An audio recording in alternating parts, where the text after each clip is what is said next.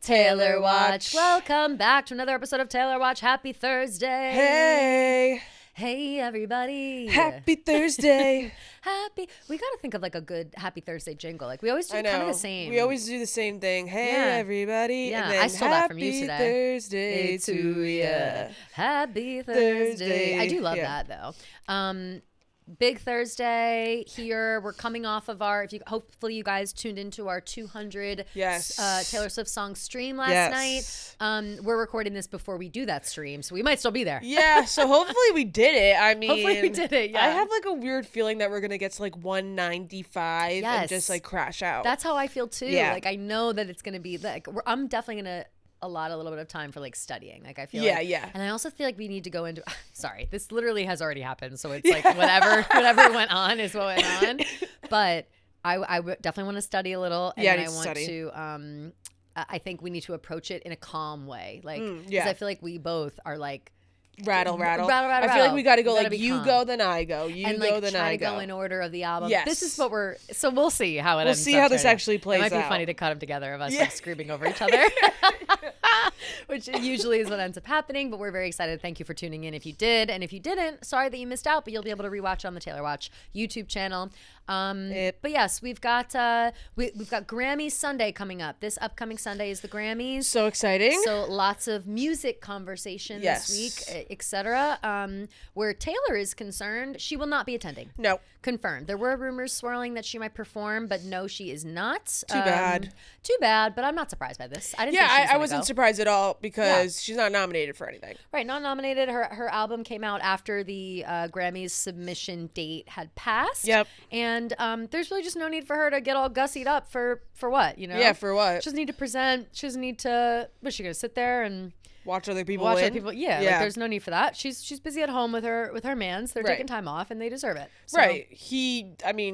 They probably just want to chill. He just literally said he doesn't want to do the Pro Bowl. So like, yes, they're probably just I hope they're like in the Bahamas very or something, you know? Right. Me too. Somewhere quiet, closed off, remote location. Yes, yeah. Perhaps a private island somewhere. Yeah, that would be nice. I was watching Crazy Rich Asians the other day, and obsessed with that movie. Best movie ever.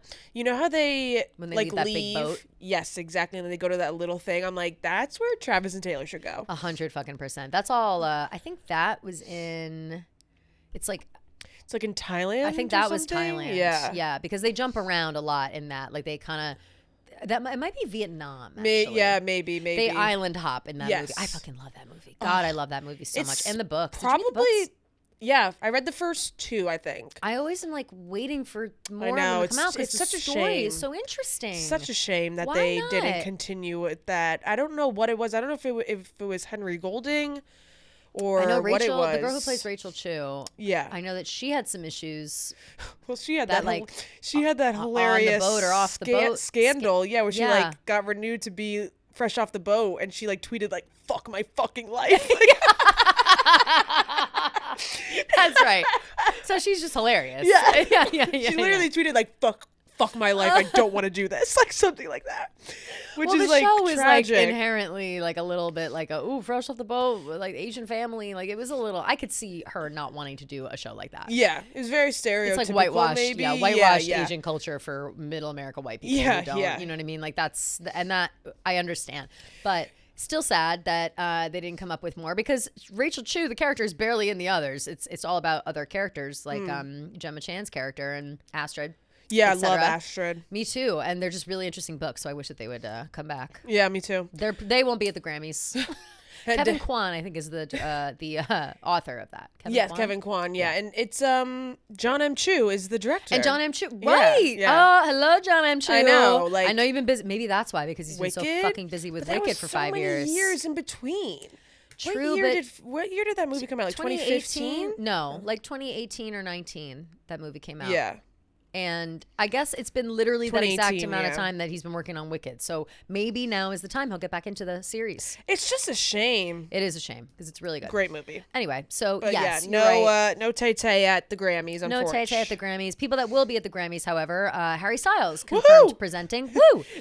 I saw a hilarious tweet that was like, is he gonna present an apology for his tickets being so expensive? Have you been seeing the stuff I was sending you? It was like on Twitter. Oh, and you can, it's like all these cardboard cutouts of Harry Styles like behind a stage or something, and it says, and you can stay in there until you start treating fans with kindness. It's like all these Harrys. It's so funny. The tweets about the tickets and people not being able to get tickets are very funny. Unfortunate because, you know, it sucks. Like, it sucks that it's such a race for the tickets, and Ticketmaster makes it so impossible for it's a US specific problem. Yeah. And I know that now based on the fact that Fran, Rhea, and I were lucky enough to get 3 tickets to Harry Styles at Wembley. Yeah. And they don't do the pricing like they don't jack up the prices in the queue. You know? No, they don't. We got them for regular ticket price. Yeah, that's and nice. It was really nice, really great. Same thing. Was it when through Ticketmaster? Yeah. Interesting. I got lucky. I got in the queue at the right time, and I was like 5,000th in line, and I was like, "What?" And I got us tickets, and I'm very excited about it. But then I tried for my poor brother. He was trying all day for MSG. Other friends were trying all day for. No one I know got a ticket to MSG. Not a single person. I'm in the phase. I literally just posted TikTok about this, but I'm in the phase of like, you know, like when you're a kid and you turn your Wii's not working, so you like walk away and act like you don't care, and then come back. That's kind of what I'm in the phase of in terms of Harry Styles tickets. Like, I think I'm just kind of being like, valid. oh, what? I don't care. It's not a big deal. Yep. Tickets will come to me eventually. And that is what kind of attitude you have to have with this because it's I can't so hard. I can't get angry at him. No, because it's not his fault. It's Ticketmaster. I think it low-key has something to do with their pricing. It's the Ticketmaster thing and this is the never-ending argument with Ticketmaster because this like it's not dynamic pricing. They want dynamic pricing, but Ticketmaster has their own rules and then everyone's in a chokehold because they just do what they say. Yeah. So Ticketmaster was also selling in the UK and like all the other shows. Like they're in charge of everything. Nobody else has a problem. Only the US because they have these rules and regulations that are kind of gray area with Ticketmaster and they've got a monopoly on the situation. We've talked about this at length. But because of that, they're able to like upcharge if they see the demand in the US only. Right. And that is not on Harry. However, what does he do? But couldn't Harry have done dynamic sale? Pricing? I think that everyone tries to do dynamic pricing, and it doesn't matter. Yeah, I think that dynamic pricing is a fake term that makes people feel better. Right. Like I've never seen a I know positive that's so true. reaction That's to very it, true. You know? Because I know that like a lot of like almost every artist that has been faced with this issue has spoken up about at some point or another about how fucked up it is. Yeah. But I think at a certain point it's like that's just the system and there's nothing the artist can do. Like I'm curious if he's gonna say anything. I'd be curious too, but did Taylor say anything? Yes. She said. Remember she posted like that whole Instagram story and then that Instagram story is like what caused the whole the conversations. Right? Of course. Sorry, my brain. So I feel like left it in the other room. I feel like it's kind of not a good look on his part if he doesn't like at least be like, I'm seeing what's going on and like I wanted to do something, but like whatever. I guess I just kind of am like everybody talks about. We all know it. Like anyone acting surprised that this is happening, that is like you can't be surprised. This is how it is, and that sucks. I'm not saying it's right, but the more you speak up, I guess, maybe like, eventually. I don't know. I watched those court hearings at the time, and they don't give a fuck. That guy Greg, what's his face, the CEO of Ticketmaster. Like I'm sure they don't. He did not give a fuck. I've never seen someone just more full of shit. Like it was infuriating to watch it's crazy. This guy. And it's all again. It's not has nothing to do with the artists. It's just about ripping people off. And like Ticketmaster has these like monopolies with the arenas too, right? Yeah. Well, so that's another thing with the arena specifically. That is what MSG, I think we talked about this. MSG and Harry's tour manager have like a deal. Yeah. So that's why so many of his shows are at MSG, and he's only doing like 52 shows or something. Yeah. Like, and that I think is part of it, where it's like, of course everyone's fighting tooth and nail for these tickets because there's only 50 of them. Yeah. There are 50 options for the whole world. And there's world. only one taking place in the US. Right. And as of right now. Right across the street. Like that's literally the only it's crazy. option. So I would imagine, and it's Harry Styles' album for the first time in however many years. Like, that's just like such a stupid way to do it. Like, why would he not just do like a regular tour? I think that maybe he doesn't want to. Yeah, maybe he's like, I don't want to do 500 shows. You know? Yeah, but like he could just do like 2 nights instead of, like in every city. I don't know. I just see what the show is. I think it so exclusive to one city in the entire U.S. is crazy. Well, that is because the deal is with MSG specifically. No, yeah. So that's like, but like he could have done the Forum too. Like the deal is that Harry's like tour manager, whoever, they get a cut of all the ticket prices at MSG. Right. So like I'm sure other venues wouldn't do that. You know what I mean? Yeah. And I just like I would equate it to the Eras tour in the way of like I would never say like can't she just do like 10 more shows in this place or whatever, but I don't think that this is going to be like an Eras tour caliber show. And no, she totally, did do 300 shows, and she, so it's like, she did do a normal tour. That's the thing, and then she just added on more dates. Like, if he doesn't want to add on more dates, he doesn't have to. But just do like a more, I don't know, just at least more major cities, Chicago, LA. Like, I agree. I think it's a lot of pressure, though. Like, I don't know. Does Harry even like want to be on tour? Like, it doesn't kind of seem like it. You know what I mean? Like, it seems like he wants to put out an album and hide. Yeah, and they're like, no, bitch, you got to dance. Like, that's the vibe I'm getting from this. Yeah, not saying that Harry doesn't like love his fans and want to tour and whatever. But with such a small tour, like I would imagine them being in a room and like, Harry, do a worldwide stadium tour, and he says, I'll give you 50. And you can pick where it is. And they shove 30 of them at MSG. You know, like it's especially now, like it's just such a crazy. The tickets have gotten out of control for every artist. No one wants to get their ass up and work these days. Nobody wants to get their ass up and work. It's crazy. But no, I don't know how that's all going to pan out. Again, like the shows don't start until August. And he's already added shows to London. Like I saw that. The show that we're going to was an added show. Like it wasn't there the first time. So who knows what's to come. We'll see. But people are, very much up in arms about it. I just always feel so bad when this happens and people blame the artist because you know that it's not the artist. It's the money machine behind them, and there's only so much they can do. Like Taylor Swift is, I think, the exception because she can move mountains. Yeah. But she moves mountains so other artists can like try to do the same. Yeah. And I just don't know if I don't know. Like I don't Maybe even Harry know doesn't think he has pull like that. Yeah, and I don't And does he? I don't know. And also, she did, after it went down with Taylor and the Eras tour, like, it did, go to court and all those things. Like, there's only so much pressure she can put on, Ticketmaster. Nothing happened, by the way. Yeah. Absolutely nothing happened. Like, she spoke out. They brought them to court, literally on the, House floor, Senate floor, whatever it was. Grilled that guy for hours. They were grilling that guy, and he just had every fucking answer in the book. Like he had an answer to everything in the way that he was just not even processing what they were saying. It was, and they had remember they had I forget the band name, but it was like a smaller band, not an indie band, but like a small band who was going on tour, and their own fans were having trouble getting the tickets. Were like $30, and people were buying their tickets and reselling them for hundreds of dollars. And they came to the floor and was like, we literally couldn't even have fans in the building because they couldn't afford it. Yeah, I remember that. They were $30, whatever. And there's the big people like Taylor Swift, but there's little people like us that are affected too and are fans. I don't know if you saw, Francis posted the other day that Ticketmaster, maybe not Ticketmaster specifically, but ticket resale sites were buying up all the tickets at his shows and jacking up the prices. He posted on his story being like, if it's not directly from my website or whatever, and if it's over $100, do not buy that ticket. Yeah. That's not how much my ticket prices should cost. That's crazy. I know. So it's just right now tickets, and I think it's less to do with people wanting to go to these shows and more to do with being like, I've got Harry Styles tickets, For sure. Is that a crazy thing to say? No, I feel like concerts have kind of become this exclusive. It's like a status symbol. Yeah, totally. And better or worse, I do blame the Eras tour. Nobody cared about concerts like they do until after that. They did, but not like that. Yeah, for sure. Concerts, suddenly were just if you weren't there, you weren't there. Yeah, like a once in a lifetime thing. Totally. But yeah, so Harry will be presenting at the Grammys, so people get their eyes on him. Yep. Proof of life from Exciting. Harry. We also found out Justin Bieber will be performing. I don't care about that. Literally. At all. I'm sure it'll suck. I'll probably turn it off. No, I'm kidding. But I don't care about that at all. Yeah, me neither. And then also Addison Rae is performing. Yay! So exciting. Addison. I really hope she does. Excited. I wonder what song she'll do, Fame as a Gun or Headphones On? Maybe she'll do a deeper cut. Maybe she'll do let's see. Let me go on her list because I love that album so much. Addison. Yeah, I'm trying to I would love if she sang what's the one's wish my mom and dad would be... Oh, that's Headphones On, yeah. That's Headphones On. Money is Everything. That could be a good one. I love Money is Everything. I love everything. I love New York also. Yeah, that's Summer a good Forever's one. a great one. High Fashion.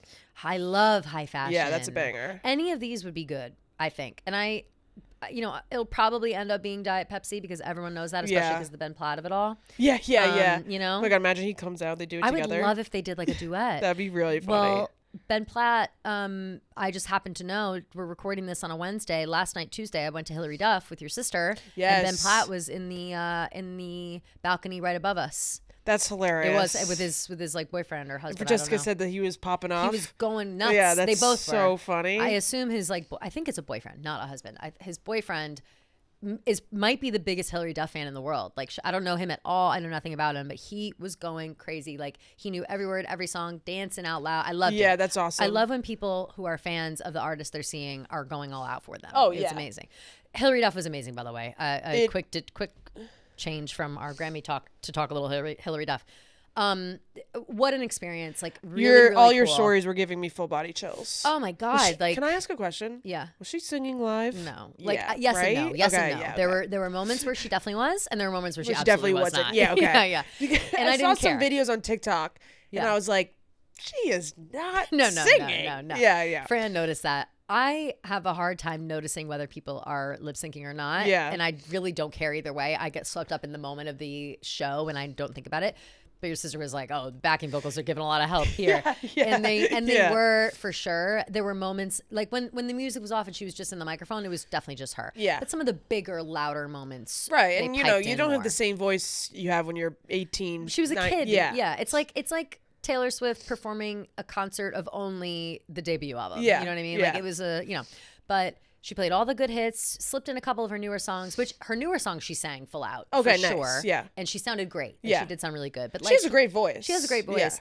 Yeah. Some of the older, I'm trying to think of, like Come Clean wasn't all her, Let the rain fall that's down. really high pitched. Yeah. It was some her, but not all her.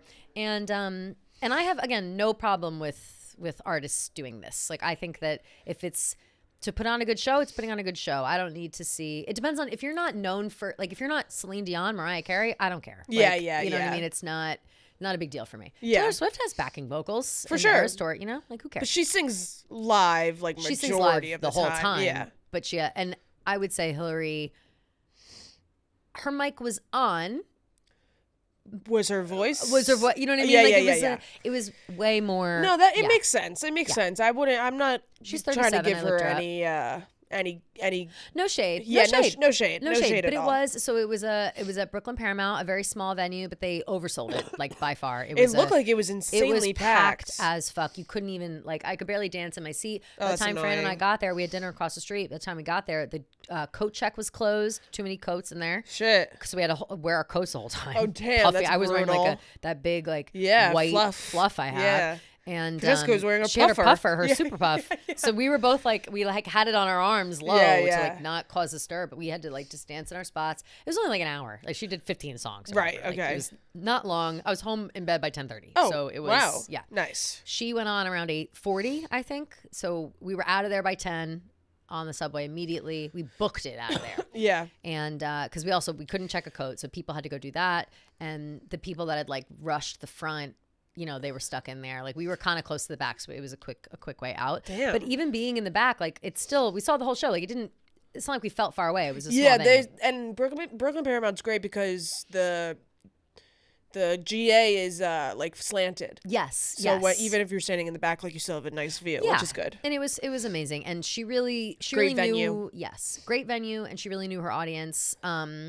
She did, the tour is called Small Room, Big Nerves, which is cute because you can tell that she's apprehensive about her performing. She just wants to do well. She wants to make people happy. Yeah. She's very humble on stage. She's I can't believe you guys are here. This is crazy. A lot of that. Yeah. And a lot of she would start singing. She'd be like, this song is, I think about it when I was younger and I know you guys like it. And she's like, I'm a little emotional, but here's why not. And then she would start singing it. Banger. It was just really and she kept saying I can't believe the positive feedback from this and thank you guys so much. It was a constant that.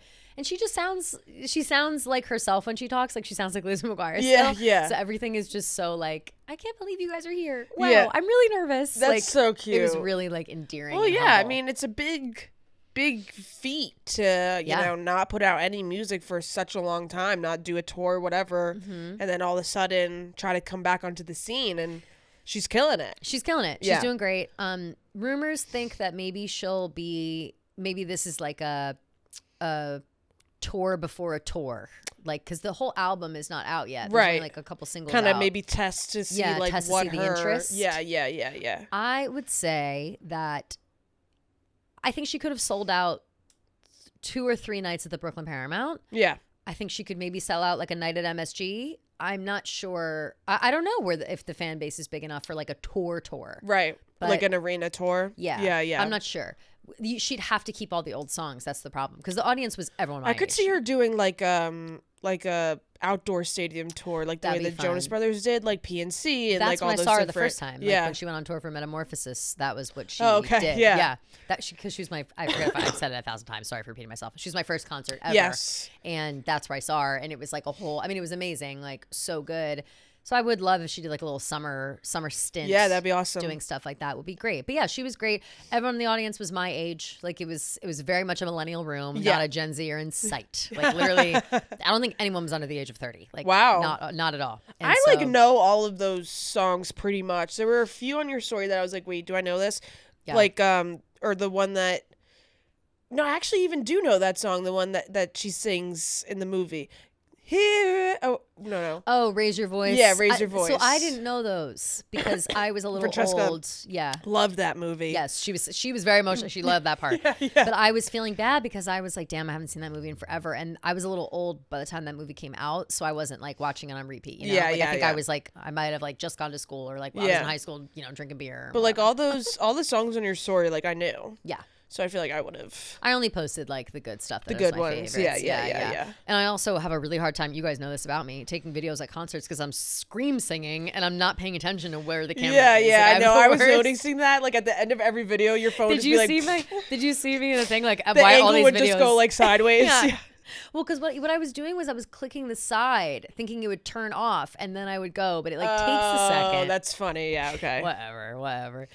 Sorry. I think I just have to accept that I'm bad with the phone now. I think that the iPhone has officially surpassed me. It might be my nails. I know my nails have a lot to do with it. My nails whenever I have long nails, I can't do anything. They make things edit, a lot harder. I can't even play Fortnite. Yeah. But I'm ready to sacrifice. Like, I don't care. Right. I like how my nails amazing. Are. They look really nice. Yeah, they look really nice right now, too. Thank you. I just got them done last week. Oh, gorgeous. They're looking pretty good still. Yeah. Anyway, so shout out to Hilary Duff, who was incredible. I wonder if she'll be at the Grammys. Like, I bet she'd be invited for funsies, Hillary? Yeah. Yeah, I don't see why. Oh, actually, I don't know. Maybe just for fun. Yeah, maybe for fun. You know what I mean? They invite people for no reason sometimes. Right. She's an artist. Yeah. So why not? I would love if she were there just because. But there's a few other performers because it's like mostly all the best new artists. Yeah. So it's Addison Rae. Yep.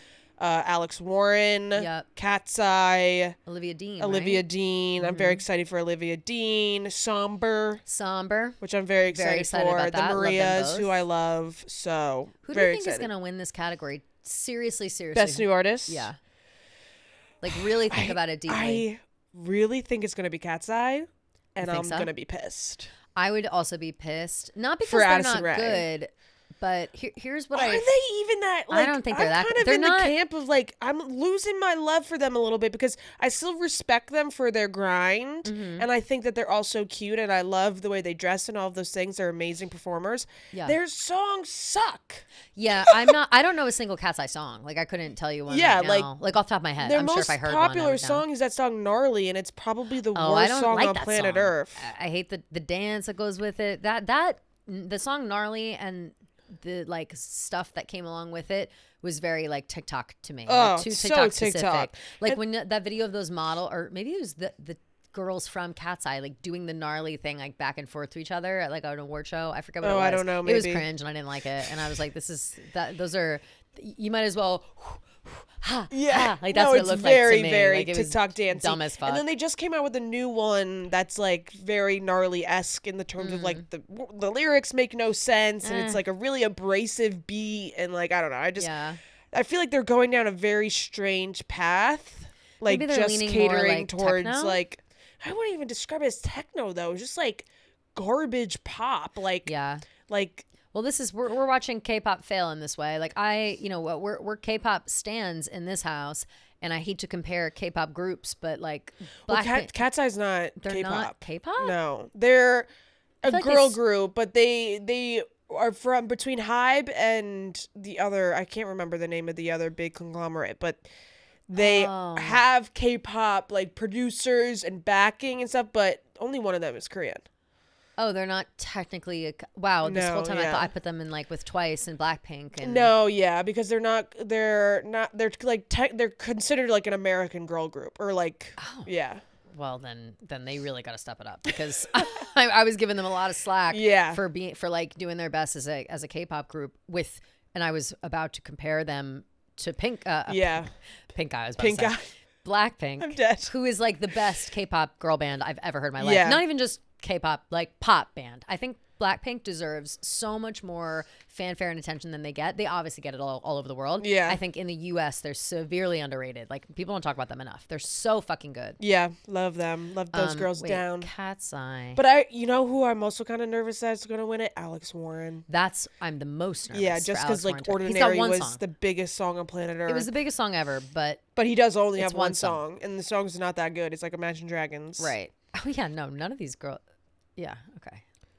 I don't think I've ever looked at these women before. The Cat's Eye girls? Yeah. I've never seen them before. They're young. They're young. I think the oldest is like 23. Oh God. Yeah. Hybe also remember is like Scooter Braun's shit. Yes. So I don't really familiarize myself. But I think truly I would love, obviously we want Addison Rae. Yeah, like, we want Addison Rae. Or Olivia Dean. I think Olivia Dean might run away with it. Oh, really? I hope so. Think that I because really hope she so. is, her style is really different from everyone else in the category. True. She's had a lot of hits. Had a lot recently. of hits. She's been opening up for Sabrina Carpenter. Yeah. She's got I feel like she's really and the Man I Need. Yeah. And what's that other song that? Easy to Fall in Love. Easy to Fall, and that now makes me sick, and I'll tell you why in a minute. Okay. I can't listen to that song anymore. And unfortunately, I think Olivia Dean might have to go in the trash too. I'll tell you in a minute. I love Olivia Dean, and it's been ruined for me. Oh my God, why? We'll get into it later. Actually, when we talk about our eras, we'll get into it. So okay. Stick to, because we have homework today, and we did eras. So remind me of that with the Olivia Dean. Okay. But she, I think, is really she's become. She's like the next. She's girl. like the next, right? And she's just Alex Warren, Ordinary. It could be Imagine Dragons. Addison Rae, obviously love her fucking down, and she is doing new shit, but people aren't listening to it enough. It's not popular enough for people to get. I think she needs another banger album for people to start taking her seriously. I wonder what's the difference between monthly listeners of Addison. Addison Rae's 16.7 million monthly listeners. Wow, that's amazing. And Olivia Dean is 57.7. Oof. Wow. That's what I'm saying. Those two songs really popped off. And I think people love Nice to each other. Nice to each other. I forgot about that too. And people she's kind of like jazz lounge singer vibe a little. And that's so different. And I think that style of music is starting to have a comeback. Yeah. So I wouldn't be surprised if she won. I would be so happy for her. Yeah, I would be too. Listen, I love Olivia Dean. Yeah. Again, you'll laugh at why I can't listen to her anymore. But I love her, and I do hope. I want to root for her, but I really am rooting for Addison. I just feel like the nomination alone, I'm very happy with, because I'm glad that she's getting the respect that she deserves. But I would love a win just to validate her. And it just to shove it up everybody's asses. Mm-hmm. Everyone who's like, she's I would TikTok, love it. blah, blah, blah. I would love it. And I hope she literally would look great. Flips off. Me too. Everybody. And says, I hope she gets up there and said, thank you, Grammys, for acknowledging me. Fuck you, MTV. Yeah, literally. Yeah, so literally. Good. Fuck you, VMAs. So crazy. So looking forward to the Grammys. I'm sure it will be I didn't even realize that they were this Sunday. They're this Sunday, yeah. It's crazy. This Sunday, February 1st. Yeah. So gird your loins, and we'll prepare to see Harry. Yeah, we'll be able to recap that on Tuesday's episode, which will be great. Exciting. We also had something come across our desk. Ooh. Apparently, the Taylor Swift wax figures that have been floating around the world. It seems as seems as if other people are also creating wax figures of Taylor Swift, but maybe modeled after Taylor Sheesh, because what the fuck? The museum, there's a wax museum in Mexico City, and they have Taylor Swift up there, and holy shit, Cristiano Ronaldo would like a word like that. It's really, really brutal. I wish I could show you guys. Maybe I can post it in the YouTube, but I'm not sure. But just go look up Museo de Ciudad de Mexico. Mexico City like wax museum. Yeah. Is what it is. Oh, that's duh. what that is in Okay. Spanish. Yeah. I'm so stupid. Sorry. Oh my God. I'm literally so dumb. Like, I need help. Okay. It's okay. I've been there. So not there, just in Mexico City. I've always wanted to go there. You'd actually really like it. It's a very, very cool place. Yeah. Great food. Oh, I can't even imagine. City. Wow. But yeah, really it's really, really just low budget. Taylor Sheesh inspired. I mean, even her bangs are like no, it's criminal. It's the worst. Her contour is criminal. It's awful. Like you couldn't even blend a little bit for her. Her hair is brown, by the way. Like her hair is not even blonde. It's the contour She's got, like, for me that's orange, just so bad. She has the orange. I'm sorry, I can't watch this. Her hair is orange. Like it's so bad. She has on the orange blazer. It's not the same orange as Eras Tour. She has on like the faded, the ombre boots. Yeah. I mean, nothing looks less like Taylor Swift than that, and it really does look. If like anything, Taylor Sheesh. The eyes, and that's it. Not even. I wouldn't even give them the eyes. I think that. That's you being very kind. Yeah, to give them the eyes. It's the contour for me. Like I'm actually. They've got the red lip. Is there, but even the way she does the makeup, maybe like Reputation style eyeliner. The cat eye is sharp enough to kill a man, that's for sure. It definitely is. Looking at it again, I would say the least egregious part is the eyes, but they're still not.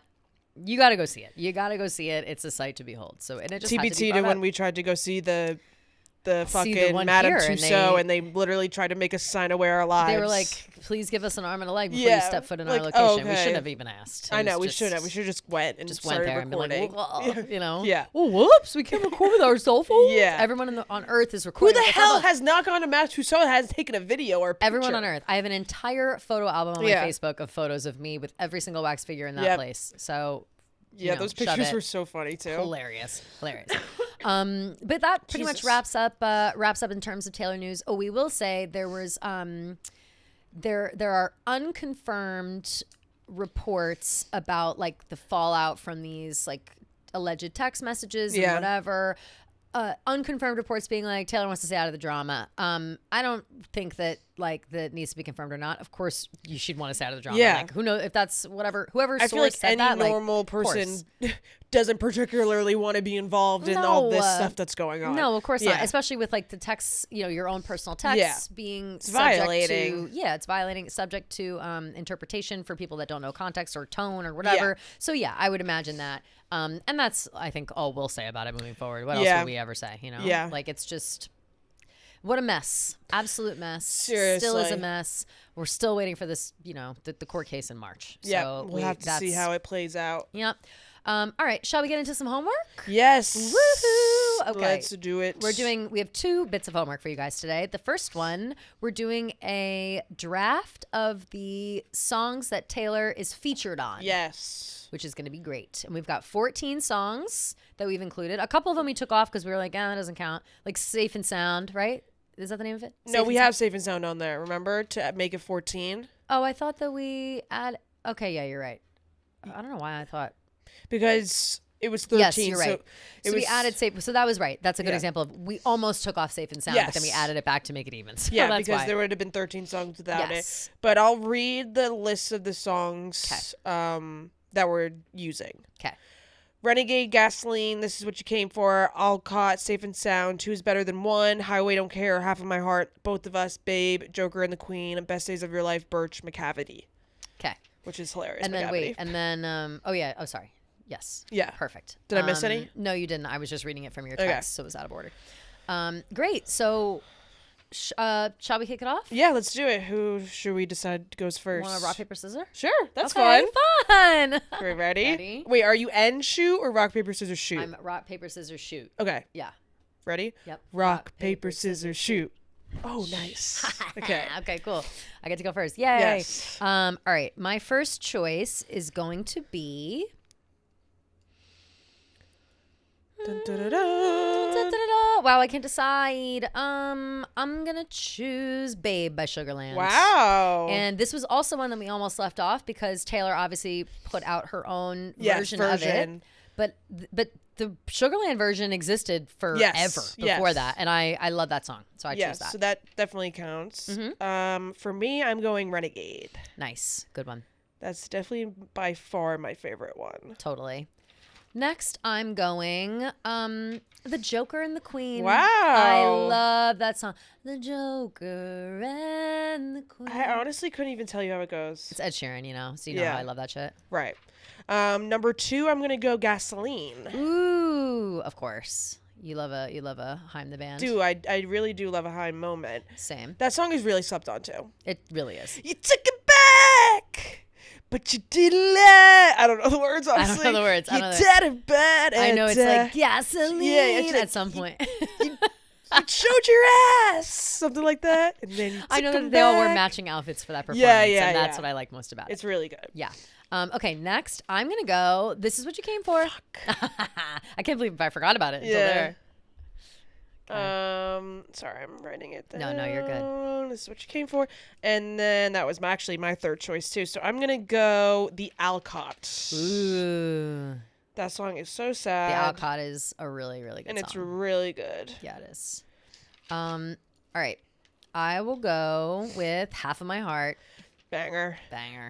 Only thing why I didn't rank it higher is because she like barely sings on it. Yeah, true. But it's still really good, obviously. But I just love that song. Oh, yeah, she only sings like at the end. Can't keep loving you. Yeah, she like kind of like does the backing vocals almost.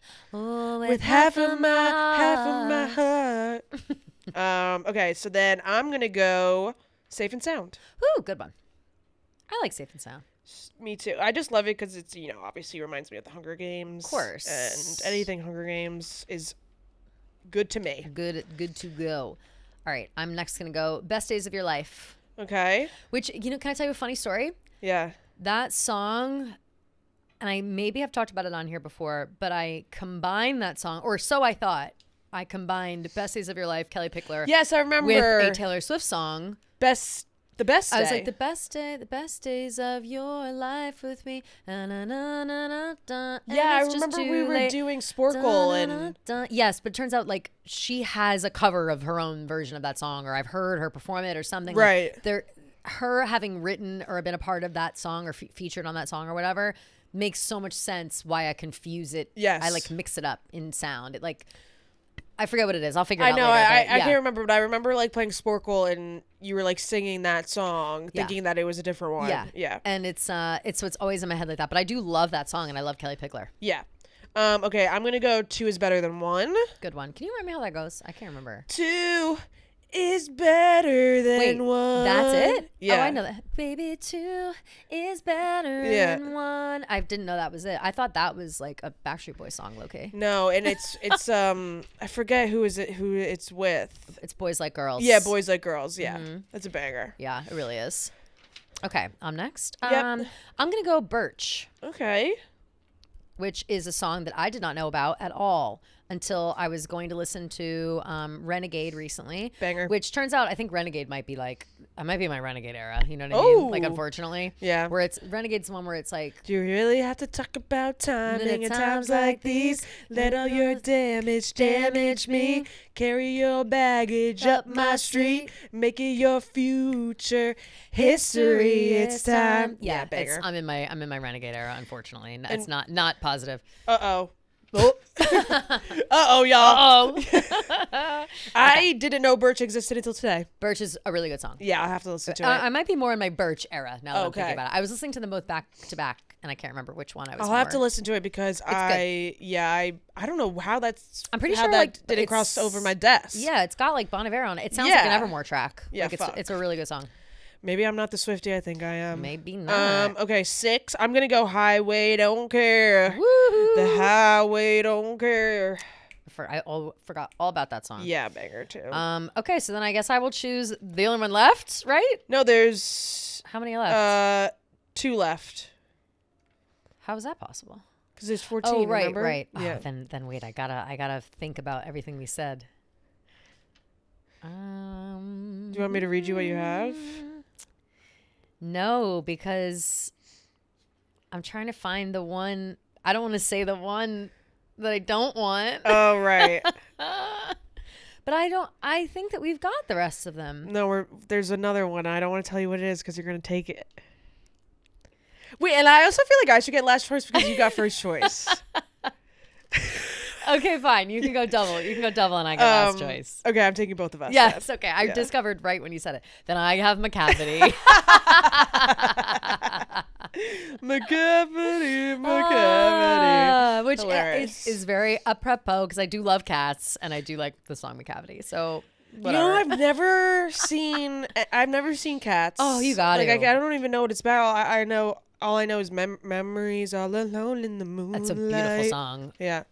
It's about a bunch of rough and tumble Jellicle cats in the streets of wherever. I think it's New York? Technically, but I think it's like evergreen.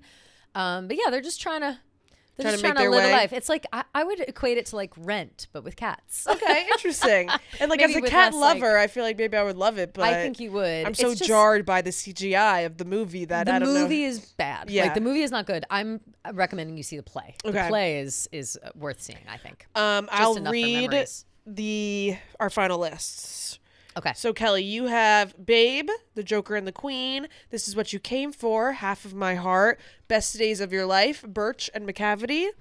Okay. And I have Renegade, Gasoline, The Alcott, Safe and Sound, 2 Is Better Than 1, Highway Don't Care, and Both of Us. Fabulous. Interesting. I think they're both very different. Very different. And I'm curious. Your first 2 picks were my last 2 picks. So, interesting. Yeah, I don't know if I think I think they're very different types of lists. I'm curious to see what the people will think. Me too. Okay, now on to our second piece of homework, which was to go through each Taylor Swift album and describe the era in our life that it coincides with. Coincides. Yes. Thank you. I'm looking for coincide is the word that it coincided with. We'll just start at the top. Yeah. Taylor Swift debut album. So I kind of copped out with this one and said none. I know, it's so cop out. Your face looked so much like Fran right there. Really? Like that was really cracked me up. I've never really felt like I ever had like a debut era. I don't know. I never turned to it at any point in my life. I cannot recall a time where I was deep into debut. That's fair. Yeah, that's fair. Because I do think it came out. You were so little when it came out. I was 7. Yeah. 6, 7. Yeah, 6, 7. That's not fair. Yeah. I said it reminds me of high school summer. A stark difference. Yeah. High school summer. Yes, and let grandma take the mic for this one. Well, I remember getting my license. When I would walk to school on uphill both ways in the snow. Yeah. That's hilarious. It reminds me of high school summer. I said back roads to my friend's house, stealing booze from my friend's parents, and just it was very country. It was just country vibes, and that's that era of my life, 16, 17, 18. Yeah, cute. Yeah. For Fearless, I said 5th grade. My entire year of 5th grade, I just remember being obsessed with the album. Like I've said ad nauseum at this point, I had a crush on a boy named Steven. Of course. So I found Hey Steven, and then that just opened my world. So I now remember looking up all the lyrics online, watching YouTube videos and learning all the lyrics to all the songs. I think that's how I still know them by heart, to this day. Definitely. And just I feel even though she was older, I still related to it because I felt I could, I'm going through this, but in a 5th grade type of way. Of course. And also you see the future of it where it's I can imagine how I would listen to Love, or I would listen to 15 and be I can't wait to be in high school. Same. Yeah. Meanwhile, 15 is a devastating song about you're gonna get your heart crushed. I'm so excited. I know. It's I can't wait to be 15 so I can relate. Yeah, seriously. It's hilarious.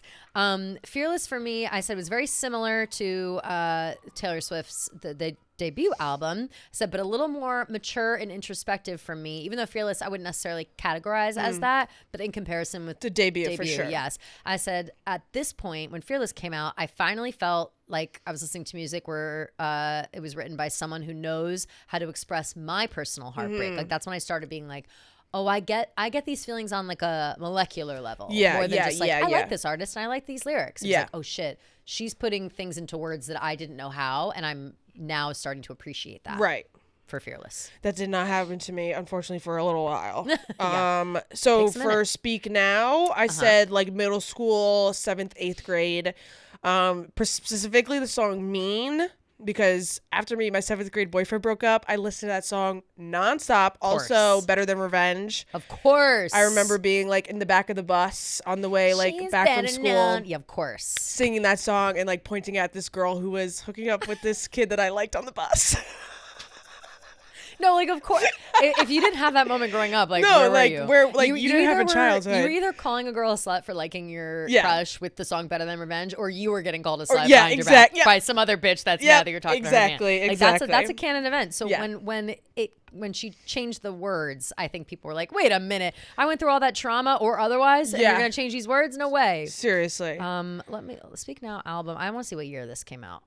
Speak Now album. That was what, 2012? I think so. I just want to double check. Fucking.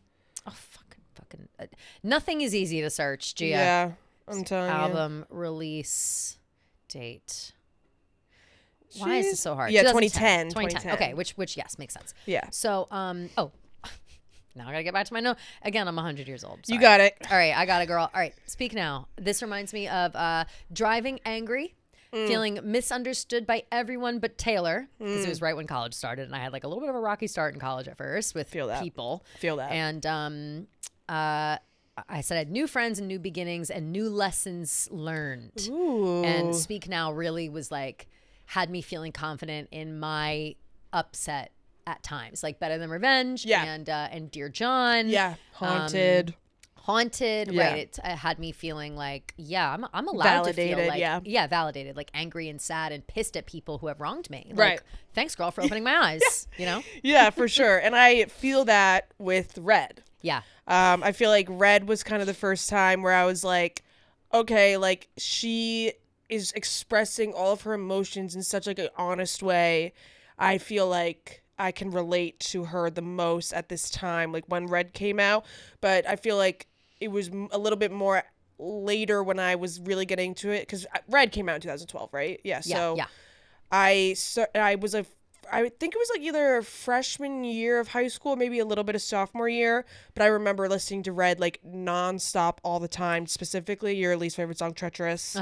But that was like the first time where I was like, she is writing these songs that feel like she's like behind me, you know? Right. Or reading my diary. And that's a nice feeling. That's a good, and I think, Gia, a lot of people feel that way about Red. Yeah. I feel like Red speaks to so many, and that's it was lovely. That's her nice. first time like going into like a little bit more pop, obviously like it's pop country mix. And For I sure. remember like really being into her pop vibe. Loving it. Yeah. Love that. For Red, I just put a bunch of question marks. Still to come. Still to come. And then I put in parentheses college. I was, and unfortunately, I will just have to live with that forever. I do not connect with Red at all, except for that song, I Bet You Think About Me, Chris Stapleton. Yeah. And of course, All Too Well 10-minute version. That's literally it. It just wasn't, I was doing drugs at that time and at raves. I'm sorry. You were on a different trajectory. Taylor, you have moments in time where you grow apart from your friends sometimes, and then you come back together. Yeah. And Taylor and I grew apart during the Red era, and that's nobody's fault. It's just how it happened. And then we came back together for 1989. No, I would, and it's funny how like ours is kind of like opposite, but I would say the exact same thing for 1989, because that came out like while I was in high school, and I just like don't even remember like really like being like, oh my god, new Taylor Swift album, whatever. Yeah. I feel like that was kind of the year where in my mind like it wasn't cool to listen to Taylor Swift, so like I wasn't paying too much attention to it. So I didn't really die for 1989. But then when I moved to the city, New York, after college, I remember listening to 1989 on repeat all the time, obviously, because it's like the perfect album to listen to when you move to New York. Yeah. So it really reminds me of like the end of college and like hyping myself up to leave and be like, there's new things ahead. Like there's a whole new path to go down, all of those things. Like life isn't just college. Like you're going to do great things outside of it. And then when Taylor's version came out, that was a big moment, like 2022-ish? Three? Yeah. Like, obviously with those Volt tracks, those songs just, like, always remind me of being in Florida for some reason, like being with my family. Totally, totally. And then you said, welcome to New York. Yeah, exactly. It's been waiting for me. Exactly, to your point, 1989 came out the first year I moved to New York City. Yeah. So it was like, that album is so synonymous with like I've never felt more seen by an album than when it first came out. Yeah. Because I was like, oh my God, I just moved to New York too perfect. It's really, we're like the same age. Like, this is amazing. I love Taylor Swift. I loved all the songs. Blank Space changed my fucking life. I swear to God, that song was my anthem. I was like Taylor Swift with the knife and the cake and the whatever. I was that for Halloween that year. Like, oh, really? Yes. Yeah. Like, I had a fake knife and I was walking around in like, you know, the black lingerie with the thing on my head, like the sleep mask with a knife all day long. Like, it was the best time to absorb that album, and I'm so thankful that my like timing lined up that way. But I said, this is what I wrote first year in MIC, nothing but magic. That's all I wrote, nothing but magic. Aww, that's cute. I wrote it 1 hour ago and I'm awing at myself. Oh, how sweet. Oh, she's so good at writing. I really just wrote this. But yeah, it was 1989's release for me was like a very magical time. Yeah.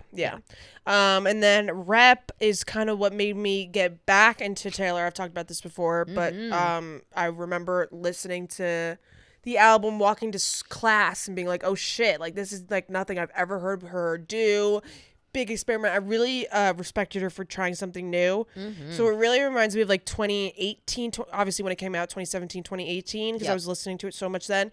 But it also really reminds me, unfortunately, of like every time I've gotten into a new relationship. Yeah. Because I feel like it's so like new relationship, like honeymoon phase, all of those things. So it really like reminds me of, unfortunately, like when me and my ex-boyfriend like first started dating. And like we weren't like telling people, so like it was like on the lowdown, secret whatever. In a crowded room, exactly. Of so, course. Unfortunately, like it really reminds me of that era of my life, which was very short lived. That was probably like 2 months into like when we started dating. Yeah, and then it all just went downhill from there. And then I wrote hooking up with my ex. Of course. And by the way, of course, because every time I would hook up with my high school ex-boyfriend, I would listen to I Did Something Bad. Of course. and that not only instills a little bit of guilt, but also the pride that you feel, well, like why at least it feels so good. I'm dipping back in the pool. Yeah. Why does it feel so good? Yeah. I had such a similar but different in the way of, I wrote down that when Reputation came out, it was a groundswell feeling of revenge and validation. Obviously for Taylor herself, but also for people who were saying, like, you know, the people who started wisening up when all that stuff came out at first, where they're trying to make Taylor look bad and whatever, everybody was kind of like, damn, I can't believe Taylor would be like that. But then when they had receipts and proved Taylor's innocence, essentially, then it was like, see, motherfuckers, like nobody would ever, like, what are you talking about, whatever. So it was like, it felt like a validating time. It felt empowering. It was like, never let the haters keep you down. Like, that was the energy. And I said I was also like loving it because I was in love living with my boyfriend at the time, until I wasn't. And then it was a little hard to listen to Rep for 5 minutes because you like assign these songs and these feelings to like a specific person, and then he dumps you 2 months later if you're living together. Literally. And then you're like, wait, what? Yeah, and like, he starts fucking his coworker and you're like, wait, what? Wait a second. Wait a minute. I probably shouldn't listen to Call It What You Want and think about you. Yeah. Like, what are you talking about? You're having secret moments in a crowded room with another bitch at your office? Wow. Cool.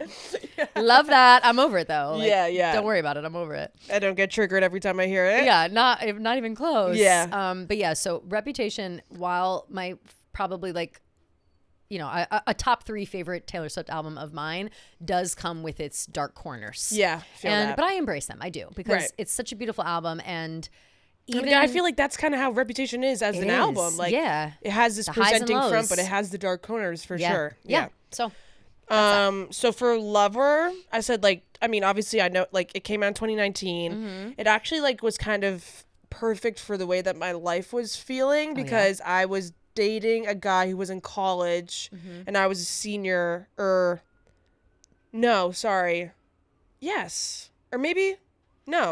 I graduated 2017, so I was like in college.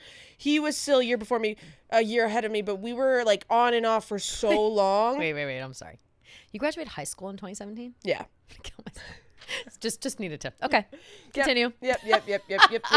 Okay. Yeah, so okay, so 2019, I was like a sophomore, maybe like still a freshman in college, and we were just so like on and off that it was very Lover-esque, because like the anxiety of, you know, like, will we be together? Will you not? Will you leave me? Like, is this a stable relationship? Was very much felt during that time. So Lover was, you know, Death by a Thousand Cuts, like literally. I was just going to say, Death by a Thousand Cuts hits that hard was for really the first time where I was like, wow, this song feels like it's from my, you know, my brain. Totally. Afterglow, I bet, hit hard. Yeah, for sure. That's a good one for those feelings, I think. Yeah, Cornelia Street. Duh. Yeah, like those were really hitting hard during that time. Just like nostalgia and like kind of having this idea of like how you want your relationship to look, but like in reality it's like not how it is at all.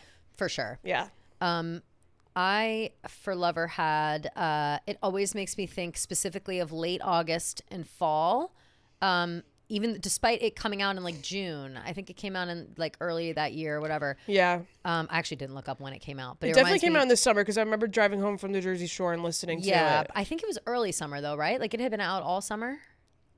I don't know why. August 2019. Oh shit! So never mind. So it reminds me of that time because that's when it came out. Yeah. But I always whatever. So it reminds me of that time. I was like very, very obsessed with that album, but it did help me feel like I was pulling myself out of my own personal haze. Like that also, I think indirectly, not realizing it was like there was that like desperation behind Lover. Yeah. It was kind of, again, like showing me that my feelings were valid. Like I felt so like I was, again, this is 2 years or no, like a year. I was a year fresh out of the bad breakup. Yeah. And I still wasn't over it. Like, you know, obviously backsliding, always calling, always trying to text, always emailing, like whatever, like trying to get back with not even really get back, but just like talk to my ex-boyfriend. And it helped me start kind of feeling like, okay, you're not crazy, but also there's other things to think about and there's other ways to like go about this. So I got less crazy somehow while listening to Lover. It also makes me think very fondly of two of my besties, Andrea and Mark, who lived, Andrea lived right around the corner from me and Mark lived a little bit further down in the West Village at the time. And we would all meet on her back porch every once in a while, have a little champagne. And I remember one specific time, it might've been right around like when COVID started. But we were all there and we were just like going through the Lover album, like listening to our favorite songs. And we listened to The Archer like 1,000 times. Yes, like so it was good. Just such a really fun memory. So I really think of like my friends and a time of like rebuilding my life kind of at that time. Which is nice. I have really positive feelings towards Lover, the album. And if you guys don't remember, I've told the story again forever or a million times, but it was came out the same day that right. Avengers Endgame came out, so that really scarred me for the rest of my life. Right. R.I.P. my dog, Tony Stark. Yeah, R.I.P. my dog, Tony Stark. I was like, oh my God, let me listen to this Taylor Swift new single to make me feel better, and then I almost crashed my car. It was me. Yeah.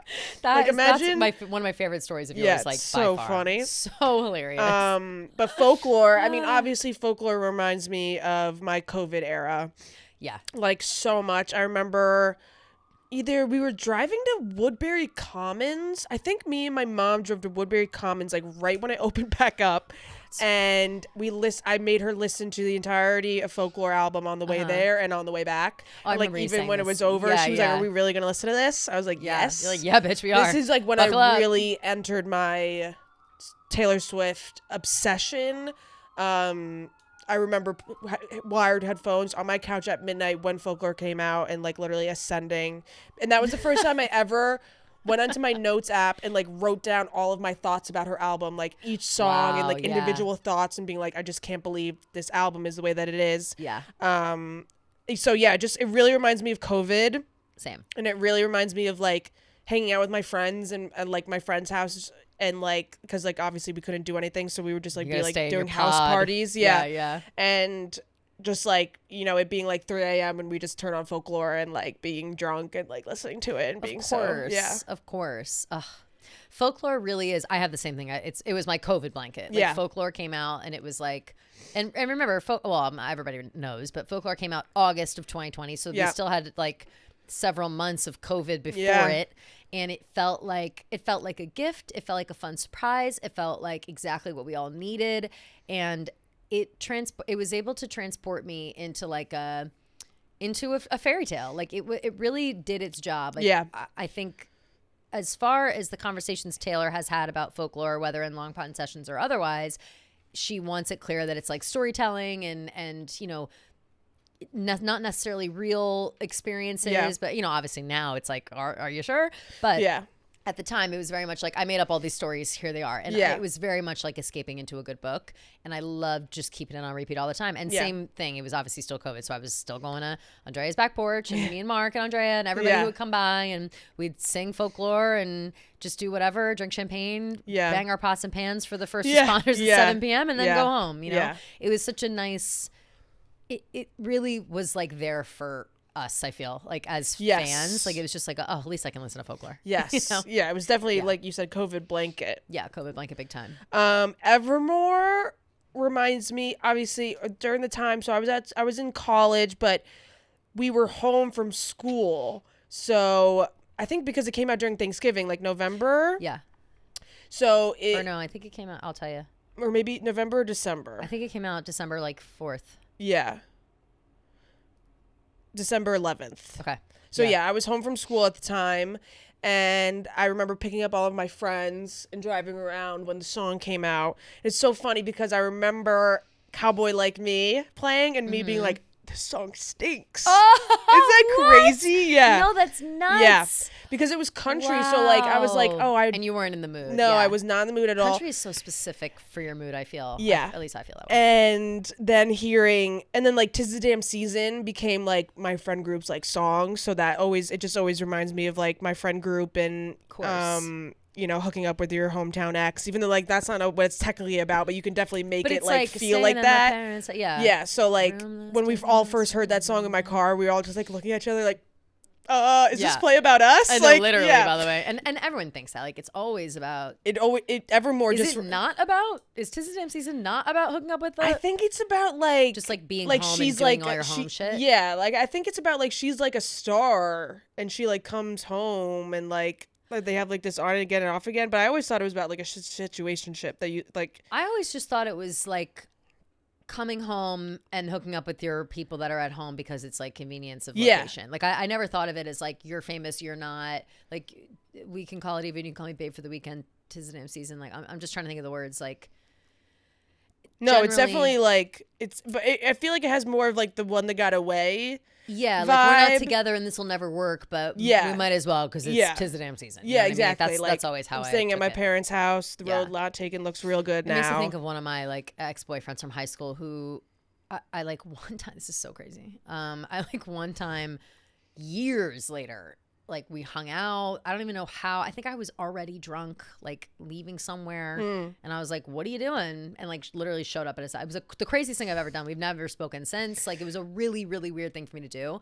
And every time I hear that song now, I think about that time. Yeah. It like kind of gives me the ick of myself. Like I'm like, ew, I actually hate this. Yeah, and honestly, like now when I listen to it, it kind of reminds me of like that desperation of like trying to see my ex, like when I was home and being like, oh, I need to, you know, be home for the night before Thanksgiving so I can see my ex-boyfriend, like all this stuff. Completely. So yeah, Evermore definitely reminds me of like being home on break, specifically Thanksgiving and Christmas breaks. Yes, for sure. I put that Evermore was my COVID blanket, but wintertime. Yeah. And it also was my 30th birthday gift. I turned 30 like 10 days before that because it came out on the 11th. And it was just another really nice, like, keep pushing, keep going. Yeah. I was so depressed during it. Not because of COVID. And I actually was fine when it was summer because I got laid off my job and I was getting the COVID like stipend or whatever. Like if you got laid off, you would get like checks, unemployment. And but then also there was like a COVID bonus on top of it. Right. So I was like making more money during COVID than I was at the job I was working at. That's like, funny. The job I was working at, I was making like 67 grand a year, which is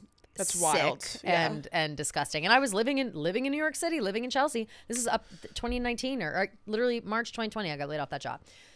April actually, but once the winter was hitting that year, it really was starting to sink in. Like fuck, and I was starting to do some stuff with Barstool again, like freelance, but I wasn't full time yet and whatever. And it was just kind of a crazy time. And Evermore, I think, had a few more themes throughout that were like mature and like worrying about the future and kind of like very introspective. Like wintertime introspective, and I really needed that at the time. Also want to give you a shout out as well. But I want to give a shout out to Right Where You Left Me. Banger. And what I actually meant to say is that I'm in my right where you left me era. Oh, yeah. Okay. And that's You're still at the restaurant? I'm still at the restaurant. Damn. I think I'm still at the restaurant. I don't think I've known that I've been at the restaurant, but I think I'm still at the restaurant. Damn. Unfortunately. Yeah. So, I was in my right where you left me era for so long, unfortunately. Yeah. It's just a rite of passage. I've definitely been at the restaurant before. Yeah. But I listened to it. Like I was just kind of listening to random Taylor Swift songs I haven't heard in a while the other day. The best song Right ever. Where You Left Me was one of them. And I was like, why is this hitting so hard? Like, do I need to reevaluate? Am I in my Evermore era and I didn't know? Did I skip over it? She's still 23 inside her fantasy. Right. Everything about it. Wait, there was just kill me. The words that I literally almost like screenshot them on my story. And then I was like, my friends are going to call me and ask if I'm okay. it was that level. No, you know? that's like what, Madeline and I will do that all the time. We'll like screenshot specific lyrics and send it to each other. Just be like, damn, like this really reminds me of like blah blah blah blah blah. No, of course, and I'm always in that way. Like I'm always thinking about that shit. It's the one of the everybody moved on parts felt very like.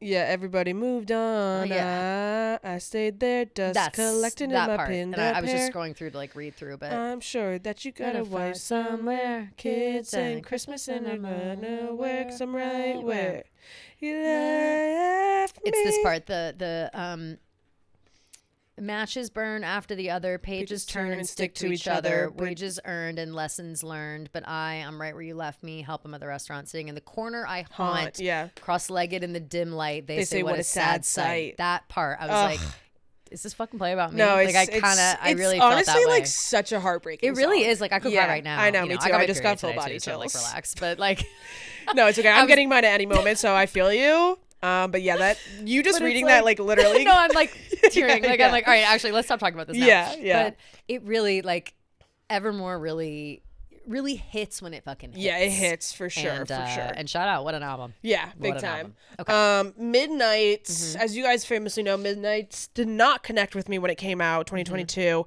It wasn't until I was in the phases of breaking up with my boyfriend that I got that song, my ex-boyfriend at the time, that I got this album, because I literally like, I think I was so in a delusion that my relationship was working that I like, my brain didn't let me comprehend that like this album was about like still being in a relationship and like not like being happy or like not getting what you like need. So I don't really remember like, I think it was Midnight Rain that I always loved from that album. And then after we broke up the second time, I was like, damn, this song really hits hard. And then like, woulda, coulda, shoulda. But that came out later, so maybe not. But I'm trying to think of like what else? Like Maroon. Of course. Things of that nature. Question, Glitch, The Great War. Like Great War. When we broke up the first time, I was listening to The Great War nonstop because I was like, oh my God, like we got through our big You'll fight. Work it out. Like, yeah, whatever. And little did Taylor and I both know like that was just the like, that wasn't the war. That was just a battle. So yeah, so that really reminds me of like post breakup era. In 2023. Absolutely. I totally get that. Yeah. For me, Midnights to me was like, sorry, that was to me, Midnights for me. Yeah.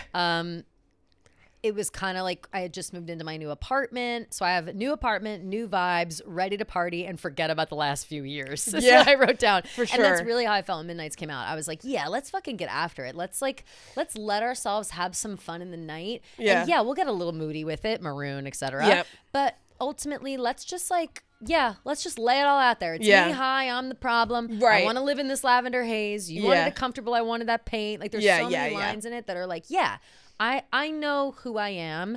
I'm a flawed person, but I love my life and I'm living my life and I'm going to do what I need to do. 100%. And that's how I took Midnights and that is how I felt all at that time. Yeah. For TTBD, I was kind of like out of my breakup era right when that album came out. So it kind of like put me back into it. True. I remember like this. Just by listening to it, I was like, oh my God, like I feel like I'm feeling all of these emotions because it's almost like as if I wished Midnights and TTBD came out at reverse times. Like TTBD came out first and then Midnights. Yeah. Because I feel like that would have been more in the trajectory of my life, the way that it was going. Totally. But maybe TTPD would have been too strong. Yeah, like I might have like not even have listened to it because it was like too much, but I mean that would have never happened. But of course not. You would have gotten sucked in too deep. Sometimes, like it would have consumed. And then all of a sudden it's like you're ruminating. Yeah, and it's like too much. So it definitely like brought me back to those feelings and those moments. Mm-hmm. But like I wasn't really like I was kind of at the point where I was like I was like good mentally and like thinking about that relationship and things. So it didn't really like make me revert to anything. It just, if anything, it helped me like process my emotions more. Totally. So it was a lot more of like, I was in an era of like realize, you know what Kendall Jenner's like, I just want to realize things. Like I'm realizing like I just really I was kind of in my era of realizing things where I was like, oh shit, like and we love that moment was not what I thought it was, or this relationship wasn't what I thought it was almost. Yeah. That makes a lot of sense. Yeah. So for TTPD, I was on the heels of a breakup. Some could say that I timed the breakup perfectly with TTPD. No, it just happened to work out that way. And so it was perfect timing, and it continues to serve me. A few things going off of that. I think TTPD is not only helped me process the breakup I was currently going through, and I still don't really think I've processed that. I think I just kind of pretended like it never happened, and now it's starting to come crashing down. Yeah, like 2 years later. But I think it helped me process a lot of like past relationships and past disrespect, like moments where I was disrespected or felt like felt away about led astray. Yeah. Like I think that it really. I had been lacking something that put into words how I was feeling, because the feelings were almost too deep. Like my feelings of like loss and sadness and hate and I still feel a lot of those ways, but I think that like Folklore, Evermore, Midnight, like none of those could hold the weight of that. Yeah. Whereas TTPD came through and said, girl, here's the dissertation you've been looking for. Right. And let's unpack all your relationships, and I'll help you like guide your way out of it. And it really, really did. Like I am so thankful for TTPD as an album. And I feel the reason I said that about you, like maybe it came out at the wrong time. Yeah. I think if TTPD came out like when I was really going through it, I would have slit my wrists. Like it would have been like it would have been too heavy. Dark. Yeah. It would have been too bad. So I think I needed more growth before I could like totally appreciate it. Totally feel that. Also now that we're in this part, I can reveal the Olivia Dean drama. Oh. So TTPD obviously came out on the heels of my most recent breakup that I, of a boyfriend I kept under wraps. People didn't really know I had this boyfriend. Yeah. But he's got a new girlfriend. I know. And does she look like Olivia Dean? I'll show you her. Okay. The reason show me after. I'll show you after. Yeah. I'll show you. Her. The reason I bring up Olivia Dean is because she posted like a big, and of course you check in on your exes, you see what they're posting, you check their tag photos. I wasn't prepared. Okay. Mentally, I went. And then it was one of those, and I was like, no, this is fine. Like I was okay, and I'm fine with it. I broke up with him. I can't complain, and Well, you can still be upset, but I don't have to. Here's part of it is I don't have to worry about it anymore. It's like, oh, now I'm not like feeling guilty anymore because you've got a new woman. Yeah. But she posted like a roundup of like 2025, like year of love, and it was like a few photos, and the song is like easy to fall in love or whatever. I said, great, I can literally never listen to Olivia Dean again. So now, and it's like, damn you, she's gonna like perform that at the Grammys, and it's all I'm gonna be thinking of, and I'm gonna feel sick about it because like it doesn't matter where you are, and like again.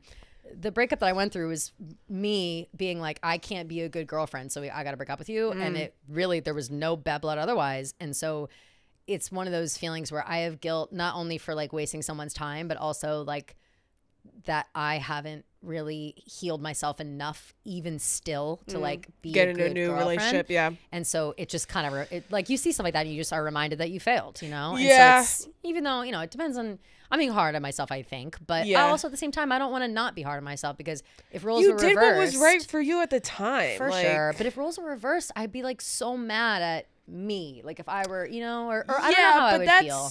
Yeah, but I think that comes with the price of being in a relationship. Totally. Like, obviously, like, you're going to be jaded no matter how somebody breaks up with you. It could be like the most legitimate reason in the world. And for sure. You're obviously going to be upset about it, but it's not like you just like were like woke up one morning and were no, like, actually, I don't want to be in a relationship with you. I wasn't like, fuck you, bitch. Yeah. It's like, sorry, I've got... I mean, there was a little bit of that because it was my usual, like, oh, let's try to push everybody away because that's the only way I know how. Yeah. And then it ended up being like, an adult conversation, obviously, that dragged out for quite some time. And it's one of those things where, like, I knew this day would come. Yeah. But, you're just never prepared for when you're old. Your latest boyfriend gets a new girlfriend. That's why I block... I've blocked. Yeah. No, this was me like emotional cutting. I like went onto another account that I went through. I used to do that. Yeah. Not a burner, just like another account that is not my own. Oh, please. I'm not a burner girl. No, I don't have burner. On other accounts that are mine. But I'm like blocked on. Yeah, no, like when I used to run. What was the other Twitter account I used to do? Maybe it was like Because We Got High or something. Probably, but like not even because it was way after that show ended. But anyways, it doesn't really matter. But I used to have another Twitter account for like some Barstool thing, and I would just go on it and go look at my ex-boyfriend's Twitter just to like, again, emotional cutting, make myself feel worse, see if he subtweeted me. Totally. I think that I will do things like that. And it's a bad pattern online that I've fallen into before. And I think TTPD kind of... explains a lot of this like psychosis. Yeah. Because it's like, I know that eventually, I know that I'm going to see something I don't want to see. Yes. It's almost like I'm checking continuously as like a form of relief that I haven't seen it yet. Right. It's like, okay, good. Still safe. Still not new. Still no new indications. But also, when they say like, you can tell when people start following new people, like, or if your guy is a new girl, your ex-guy is a new girl, whatever, and you're like scrolling through their following and like people's names just like light up and glow at you. Like it's that girl. Like it's that. Yeah. That happened to me in this scenario probably like 3 months ago. And I was like, okay, girl, you're being crazy. Stop. And then now here's the situation. And I'm just like, ugh, I'm always right. Yeah. Like, it's like the intuition never fails, unfortunately. So real, yeah. and it's so real. And I saw it. I said, oh, so I was, okay. So yeah. I clocked that one a few months ago. Right. For no reason. Like nothing was the indicator except for the fact that all of a sudden she was They're like following each other. Yeah. I was like, blah. So that unfortunately Olivia Dean is on the back burner. Right. For me. Okay. But I've upon seeing this news really had to dive back into TTPD as my therapy because it's helping me, it's solving me, and it will continue to help me and solve me. Yeah. But yeah.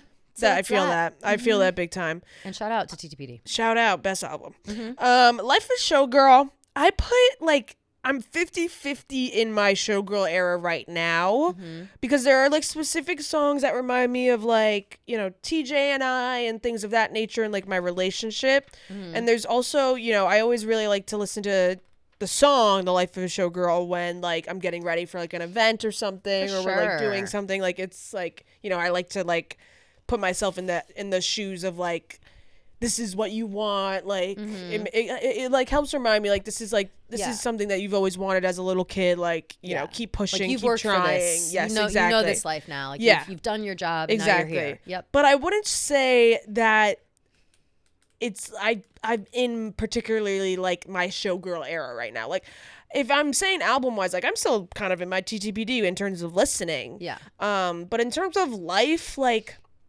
it's a little too upbeat for my life. Yes. So like I don't resonate with it as much right now. I think there's specific songs that I go to like Father Figure and Honey. Like those ones are like kind of on the ones that I go to, but like I'm not really listening to the album fully through. But it does remind me of like getting the show back and like fighting for that and like people rallying around us and all of that stuff. So that's kind of what era of my life it reminds me of. It really reminds me of like low-key like losing the show and then getting it back. Yeah. I actually love that.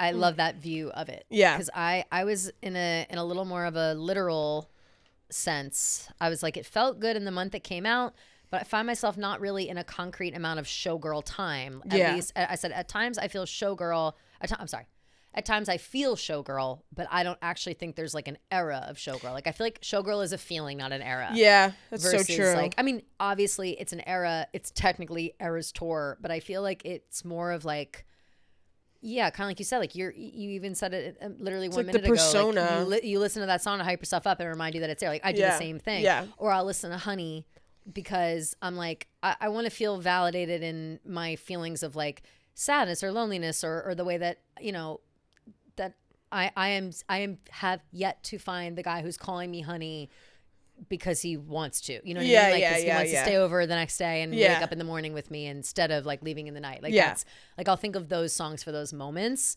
Same with like a father figure, whatever, similar to what you said, but very situation based. I wouldn't say there's going to be like, I don't relate to like the love stuff right now. Yeah.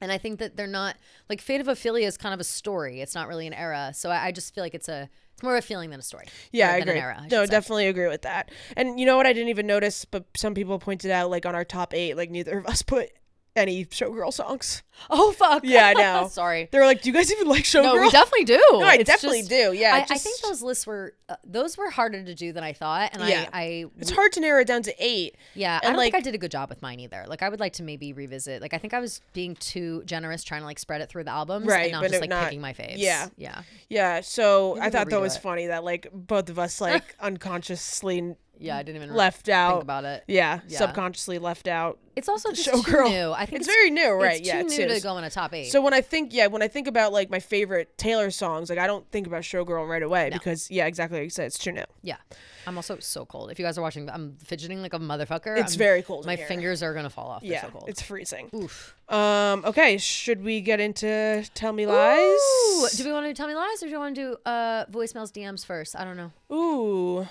I feel like let's just do Tell Me Lies because I feel like it'll be a lot of talking and then we can finish up with some voicemails. Perf. Okay. Of course, we were a little too wrapped up in our conversations, but did you think that the draft queens weren't coming to town this week? Of course we are. We are always here for DraftKings and to be the draft queens. The Super Bowl is coming up, so we're thinking about what teams are playing, what's happening, who are we rooting for, and DraftKings always has our backs for this. Yes, Super Bowl 60 deserves a sports book built for the moment. So DraftKings Sportsbook, an official sports betting partner of the Super Bowl 60, puts you right in the center of the biggest game of the year. Anything can happen during the Super Bowl, and DraftKings has your back with early exit. So if your player goes down in the first half, you still get paid in cash when your bet settles. No bonus bets, no waiting. And while other sports books don't offer injury protection, DraftKings covers the entire first half, even the second quarter. And early exit works on live bets too, so pregame or in-game, DraftKings has you covered. If you're new to DraftKings, new customers can bet just $5 and get $300 in bonus bets if your bet wins. So download the DraftKings Sportsbook app now and use code TaylorWatch. That's code TaylorWatch to turn $5 into $300 in bonus bets if your bet wins. In partnership with DraftKings, the crown is yours. Tell Me Lies. See, episode 5 has just been released. Spoilers ahead. If you haven't watched it yet, it came out Tuesday night. You're listening to this now Thursday. Another uncomfortable episode, top to bottom, I would say, but the streets are saying that it was kind of a boring up. Oh, really? Yeah, I don't think I agree with that, but I thought it was like one of the more interesting. I thought so too. Yeah. Actually. Yeah. There were pockets of it. I know people are like half interested in the Bree's life with her mom and whatever, which we'll get into. Right.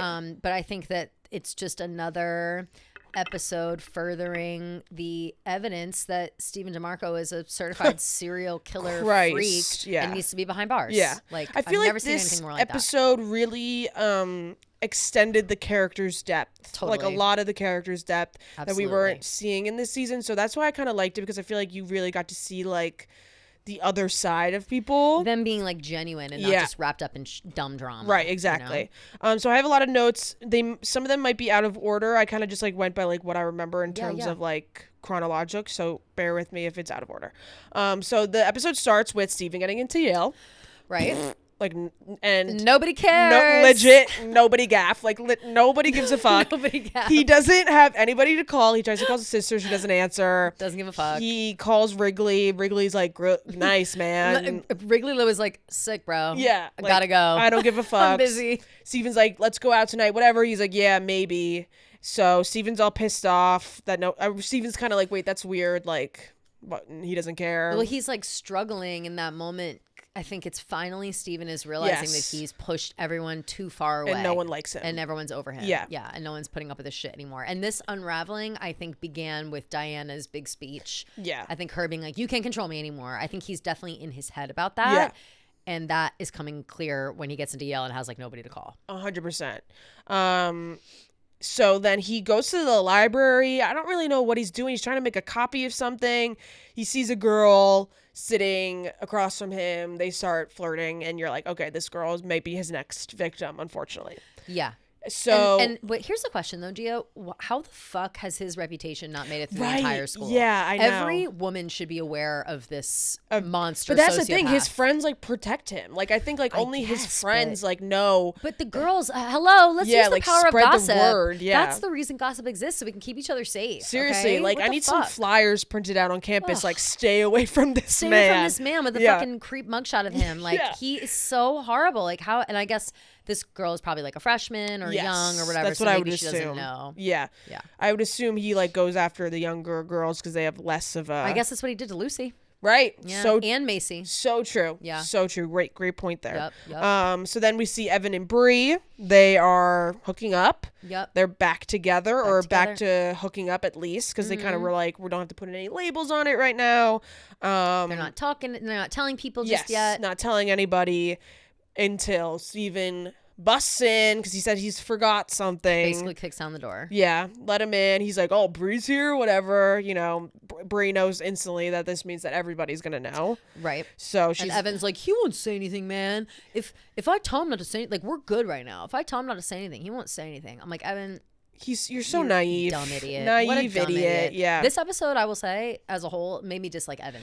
Thank you. A lot of people, because I swiped on I posted on his story, I was like, ew, I hate Evan. Like, I don't know what, like, this episode really made me hate him. Yeah. And I think it's because it's, like, the constant lying. Yeah. He lies to everybody. He lied to Bree, obviously, about the hooking up thing with Lucy. But then, on top of that, we see them having this conversation in the apartment together. And he's like, oh, yeah, I wasn't at that party. And Bree's like, yeah, you were. That was the night you cheated on me. He's gaslighting her in real time. And he gaslights Molly, the other girl. Yeah. Like, he is acting now like Steven. 100%. He's picking up on Steven's like manipulation tactics and he's enacting them towards other women. Yeah, he's being like a fuckboy. Exactly. And you know who clocked that shit right away is Diana. Yeah. Remember she said to Molly, they're like in the bathroom together or something, and she's like, you missed it. I had a crazy interaction with Evan. And Diana's like, why are you even talking to him? Yeah. He ghosted you a week ago. And she's like, well, I had to let him know he was an asshole. And then Diana was like, Evan's low-key, you're Steven. Yeah. And then, like, mic drop damn these shit. facts. Especially with the way that Evan was acting. And he was acting like just too cool. And he's got that bitch on his shoulders. It's and it's so like, rude. And it's like, yeah, I get it. He said that it was casual, whatever. But like, you don't have the littlest bit of respect to just send a text and be like, hey, like, I don't think we should hook up anymore. Like, you know who would have that respect and who said, you didn't talk to her about it? Wrigley. Our King Wrigley. Yeah, he called her out. He's the only guy that will literally like give his friends shit for being shitty people. Yeah. And they totally dismiss him at every turn. Because Evan was in the wrong for that. He hoped that it would fizzle out and he wouldn't have to do the dirty work. And that's exactly what happened. And which is why he was so chill in the pool where she's like, we're done hooking up. He's like, okay. Yeah. Because he wanted that to happen. Like, he wanted to have the upper hand. He wanted to seem like the nonchalant king. But it's like, you're acting so disrespectful and you're just like totally like dismissive of this girl's feelings. Like, just because you don't like her doesn't mean that you have to be a dick to her. Like, you can just have a little bit of respect you can just say, for the girl you were having sex with. Right. And you could just say like, hey, obviously we've said that this is casual, but I think I'm kind of moved on from it. Yeah. Sorry if that's upsetting, whatever. One conversation. I'm seeing someone else. Yes. Like, that's one uncomfortable conversation, but ultimately there's nothing she can be mad at you about except for not wanting her. Yeah. In this case, now she's got a whole book of reasons to be mad. Exactly. Like, you just that pool party thing was so cringe. Oh, like, God, so cringe. Just I can't even imagine how much asbestos is in that pool. The smell in that place? Like, all I could think about was how much chlorine that would smell like. How much people are peeing in the pool, drunk peeing in the pool. Drunk peeing in the pool, getting your drinks in the pool. Yeah. Why are they letting that happen at a school pool? I know. I was shocked. confused about that too. Shocked. So Diana finds out that she gets into Yale while she's at Planned Parenthood. Her dad calls her, tells her that she got into Yale. She has like this like, I am woman, hear me roar moment where she's like walking through the Planned Parenthood hallway, which I loved. I loved it. Well, I loved that in that moment. It was such a perfect juxtaposition to Steven, who's nobody's answering his calls. Yeah. Nobody gives a fuck. You got into Yale, whatever. And then Diana's dad goes out of his way to like tell his baby girl that she got in. He's so excited for her. He's so excited, so proud of her. Like can't wait for the future, whatever. Yeah. She's sitting there. And she's like, yes, hell yeah, dad. And then all of a sudden, like it's like Diana, and he's like, she's like, I'll be right back. I'm meeting with my advisor. I am woman. And then they zoom out fearless. And it says Planned Parenthood. Yeah, and then she's just. Walking into her future, getting rid of this demon seed, legit, and then making her way over to law school. Yeah, making her way through life without Steven. Yep. Until Steven finds her in the library. And, you know, they have this back and forth. She tells him that she actually did get into Yale. He's like, how? You bombed your LSAT? She's like, no, actually, I got pretty much a perfect score on my LSAT. She got. I had to lie to you. Maybe more than that. 178, I think she said. Okay, yeah. She was like. Because Elle Woods got a 179. So. Oh, shit. So she had to. So she'd be like, I don't. And here's the thing. Like, Steven's so manipulative that he can, like, get her to admit these things. But I almost wish that she never even, like, said this stuff to him. I wish that so that, like, he just has no knowledge about her life or whatever, but I understand that she wants to like kind of one up him, whatever. Of course. So she's like, this was the only way that like I could get you out of my life, basically. Yeah. And so he's like, so we're gonna be seeing a lot of each other, whatever. And she's like, no, like I'm not going to Yale. I will go anywhere else. I'll go to Brown. I'll go to Harvard. And Steven goes, are you really gonna change the entire trajectory of your life just to avoid me? She goes, yes. Yeah. Yes, I will. Yeah. And more backstory, of course, is that Diana's dad went to Yale Law. It's like a family, like for sure. He was, or I actually. Or like he really wanted her to go at least. I don't know if he also went there, but it was her dad really wanted her to go. They were excited, whatever. And yeah, she's willing to give up this quote unquote lifelong dream, however long that she had this dream of going to Yale, to avoid Steven. Yeah. And honestly, there are better schools, girl. Yale is beautiful, great, and I'm sure you get an amazing education. Yeah. You get an amazing education somewhere else without the most toxic man in the world breathing down your neck the whole time. And then you don't have to. Where's Yale's campus? It's in Connecticut, right? Yeah, it's New Haven. New Haven, yeah. A New lot Haven nicer sucks. areas to go than New Haven. Like Brown is in a really nice area. Love New Haven down. Yeah, been to multiple pub concerts there. Of course. But it's very commercial in New Haven these like days. the campus of Yale is really nice, and then like you're like, okay, I'm in New Haven, Connecticut. Yep. So I don't know. So I believe this happens after the pool party. I can't really remember, but at some point Steven gets the idea to send pretty much naked pictures of Diana. We don't know to who just yet. That happened after the pool party, because I believe it was Molly was like, delete the pictures that I sent you to Evan. Yes. Evan was like, I already did, which I was like, damn. Yes. That's fucking rude. And he was just such a dickhead to her. So and then rude. I also like don't believe that he deleted the photos. Like, me neither. I do think that he lied to Steven about it because sorry, back it up. How fucking gross is it that Evan and Molly are having this conversation? She's like, delete those photos. He's like, I already did. Then Steven comes up and he goes, there's photos of Molly. I know. Ugh, he's such a fucking loser. He's such a loser. To this day, I will never understand, like, guys with girlfriends who would like show other guys nudes from their girlfriends or girls that they've like been in. Like, Evan and Molly were, as much as Evan wants to pretend like that was a casual relationship, they were on and off situationship for years, it seems. So it would be really fucked up and like just another level of disrespect. It's just like the biggest invasion of privacy. Completely. It's so disgusting. Yeah. Trust. Right. Absolutely all of those disgusting. Things. So yeah, you're right. Yeah. So Steven's like, oh, like, do you actually have those pictures? And Evan's like, no, I actually did delete them. Yeah. And I think that's what gives Steven the idea, oh, I have pictures of Diana. Mm-hmm. So we don't know who he sent those pictures to. Probably I will say the head of admissions at Yale or something Harvard, like that. Whoever. But I was like, those pictures aren't even that crazy, first off. Second off, she looked really good. Like, if anything, like, but at the time, you know, it's like, what, 2008, 2009, like, naked pictures at the time. No. Or she wouldn't have been... ruined your life. It would have ruined her life, not in a way of, like, online shame and stuff. It would have ruined her life. She would get unaccepted from school. Like, in that time...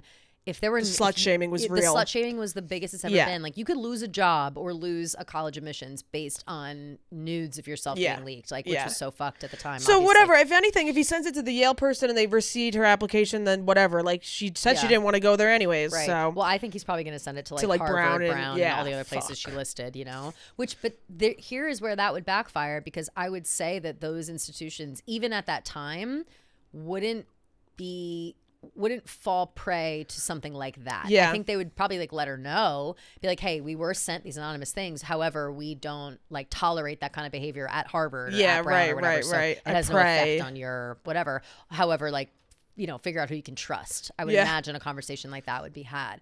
But seeing Steven like go into the bowels of his computer to like find these photos, it just makes me worried about real life. Like, I hope to fucking God that, like, I know that Stephen DeMarcos exist in real life, but this show just really makes me think and worry about like guys who do this. I know. And like in like revenge porn. Revenge porn is so disgusting. Or even just disgusting. Like, I don't know, like, is it so bold of me to say that if a girl sends you a nude, like, don't save it to your phone? Like, no. Like, what are you doing? Yeah, like, I agree. Get rid of it. Like, there's no need for you to have a secret folder and a hidden app and a whatever the fuck. And a lot of guys do. And I think it's like fucked up. It's like, terrifying. If I've ever gotten a nude from a guy, it just sits in the messages and it disappears after 30 days. I'm or not whatever. saving like, a guy's nude. No, hell no. No. Yeah, like I don't want to be scrolling through my fucking photos and just see a dick. No, like I'll pass. No, like it's just a very strange behavior. And to me, I feel it's like, if you're saving photos that girls have sent you, unless you're like a really good guy, I've got worries that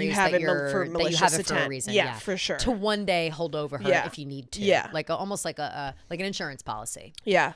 I've had such a, you know, we've had so many instances like at my school and stuff of things like happening that I like learned my lesson at a very young age. Same. Yeah. Which really is brutal. dark shit. Yeah. Like bad stuff. Like kids like selling them. Oh, yeah. Yeah. Oh yeah. The only thing that gives me solace in that obviously went rampant around our high school because it was right when camera phones came out.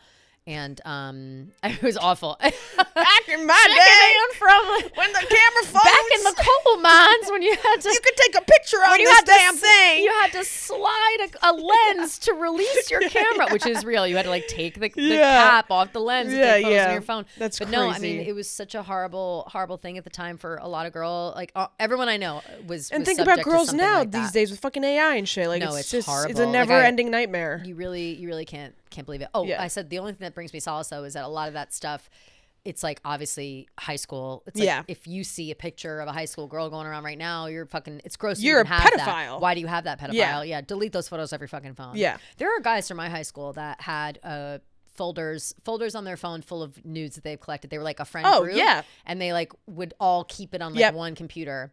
And then every once in a while, I know the name of the kid. I was almost about to say it, but I'm not. I was about to also expose all these fucking assholes because I don't know if they know that I know about it, but I do.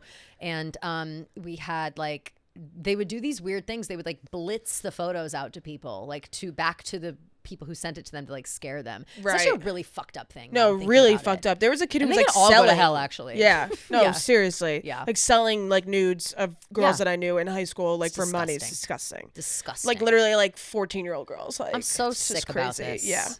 We were all 16, 15, yeah, 16. exactly. Like disgusting. It's like, what were we even taking pictures of? Like I don't even have boobs. I mean, I'm pretty sure that it's like my Justice bra. No, literally, like the picture I'm thinking of myself was like, is that a boy? Yeah, like, no, seriously. No way. Like no one's getting off to this. No way. And it was before Photoshop. Yeah, so it's not like it made my boobs look bigger. It was just like it was not. It was a grainy LG VX 6100 like in my cell phone. Yeah, it's just so bad, so bad. It Horrifying. gives me heebie-jeebies. It really does. It makes my skin crawl. Fuck those guys. My high school. Fuck that guys. Fuck those guys. I know all of your names. Seriously, and so I will never forget. And I will announce them on air if you ever do anything to fuck with me. I will say that you were distributing child porn well into your college years. I know all about it, boys. Yeah, seriously, it's disgusting animals. So Steven does that, but that's at some point, whatever. But it's rewinding a little bit, because I think this happens a little bit I think this is before the pool party. Yes, this is before the pool party, everything. So they're at the bar to celebrate for Steven's acceptance celebrate. It's more, right. Evan wants to go out, and Wrigley, I guess, agreed. I love how Steven manipulated that whole thing. He called Wrigley and come on, bro, let's go out. And he's like, yeah, maybe, whatever. Later to Evan, he's goes, like, Wrigley insists that we go out or whatever. Yeah. So I'm like, you're such a loser. Like, you have to lie to your friends to get them to hang out for you. Yeah. It's so lame. So they're at the bar, whatever, they're talking. Wrigley is giving Evan a hard time for being a dick to Molly. Steven's backing up Evan, whatever. And, they're kind of, you could tell it's uncomfortable. And then Wrigley's like, oh, I'm just going to go. Steven's like, oh, why don't we go back to my dorm? Like, we should go back to my dorm. And Great. Evan's like, no, man, like, let's just go back to my house. Yeah. And Wrigley's like, I'm not going to your dorm. And Steven's like, why? It's 5 minutes away. It's so close. Why wouldn't we just go to my dorm? Like, whatever. And Wrigley finally snaps. He's like, why the fuck would I want to go to your dorm? That's where my brother died, you fucking freak. And also, everyone thinks that it's fucking weird that you still live there. Facts. And he walks out, and Steven's just standing there, like, dumbfounded. And he's so sociopathic, so narcissistic, sociopathic, that doesn't even click to him that it's weird that he still lives there. Well, he's like, well, I wasn't even there. Well, here's the question. Do we think... I was not confused at this moment, but it's very hard to distinguish between, like, real Steven and Steven putting on airs to make people feel a certain way. Like... Is he pretending like he doesn't know it's painful for Wrigley to come over as like a punishment because he's like, or did he actually not realize that it's fucking weird that he didn't move out of the room that a kid died in, his close friend's brother? Yeah, like, to me, I felt like he genuinely could not put two and two together because he just like doesn't have the emotional capacity to understand. But I understand what you're saying, that is Steven, but like he didn't have that like malicious Steven face on. Like he looked genuinely like, why don't we just go? I feel sometimes like he puts on that fake like dumb. What? Yeah. Like I feel like he does that so much. Again, I'm so suspicious of everything. No, for Steven sure. does at all times. I get that for sure. And I'm sure we're supposed to be feeling this way. Like, is he serious? Is he not? But I'm wondering, like, is there something that... Because I could see him pushing Wrigley like that. You know what I mean? Yeah. Like, why would he... Like, I'm sure there's beef with Wrigley somewhere that he, like, loves keeping his dorm as, like, this place of, like, torture for Wrigley or whatever. Like, he's just so fucked up. He's so fucked up like that. But, I also feel like he literally does not have the emotional... like intelligence at all. No. What a psycho. He's so freaky. And can I be honest? I didn't even realize until this moment that he was still living in the apartment that Wrigley's brother died in. Yeah. Like, I just didn't. And everyone was like, yeah, dude, everyone like thinks it's weird. Like, sorry, but they do. Like, also with that line of questioning where Steven, like, all he's worried about in that moment, he does a little bit be like, damn, that's not what I like. Oh, I didn't mean that for Wrigley, whatever. But then he's immediately asking questions like, does everyone think it's weird? Yeah. Is everyone talking about me? Is everyone, what do they think of me? Like, it's very self-centered. He's a narcissist. He cares. Yes, like, exactly. He cares more about what people think rather than like his actual actions. What he actually feels. Yeah. Whereas like you're going into a dorm by yourself every day with a ghost of a kid who overdosed on your couch. That's your friend's brother. Like, it's awful. It's disgusting. Did we ever find out he didn't have like anything to do with his death, right? No. That was his own. He overdosed on his own. Yeah. Okay. I think he either like got too drunk or he overdosed. I can't remember. I think it might have been like an accident though. I think it was definitely an accident because they invited him to like make Wrigley feel better. Yes. And like, either I gotta rewatch. Yeah, I gotta rewatch. Yeah. But it was definitely an accident. It was not on purpose. I don't think it wasn't a suicide. No. Yeah. But he was depressed, so everyone like thought it was a suicide. I think something. Yeah. We gotta go back and watch. Mm-hmm. So then we see Pippa, Wrigley, and Bree. They're talking somewhere. They're talking about photographs, whatever. Mm-hmm. Pippa is saying that she wants to go to this party, the pool party. Wrigley's like, I don't want to go. Because she found out Diana's going. Yes. Yeah. Wrigley's like, I don't want to go. I want to actually get away from campus for a little while. Like, you should come with me. Bree's like, oh, I'm going into town, so I can't go, whatever. Mm-hmm. So then Pippa has a great idea that Wrigley should drive Bree into town. So, okay, Pippa wants to get rid of Wrigley. Pippa says, I wish my friend could occupy my boyfriend so I can hang out with my girlfriend. Yeah, seriously. Literally so brutal. I just don't know why she wants. I mean, I get, why. Yeah, she thinks she like has to like take care of him, but like clearly he doesn't give need a that. Yes. It's so funny. So she has that great idea. Pippa, so Bree and Wrigley go. they're in the car. Brie reveals to Wrigley that she's actually not going to town. She's going to go see her mom in New Jersey. Yep. And basically Wrigley's like, oh, I'll drive you because whatever, one reason or the other. Yeah. He's mostly like, well, because he wants to he wants to hang out with her. But he's like, I forced myself into the situation already. I might as well bring you all the way there. Yeah. And she was saying that she didn't tell Pippa or anybody at school that she was doing this because she wasn't sure how she felt about going to see her mom, because the last time she went to go see her, it was like not a good meetup.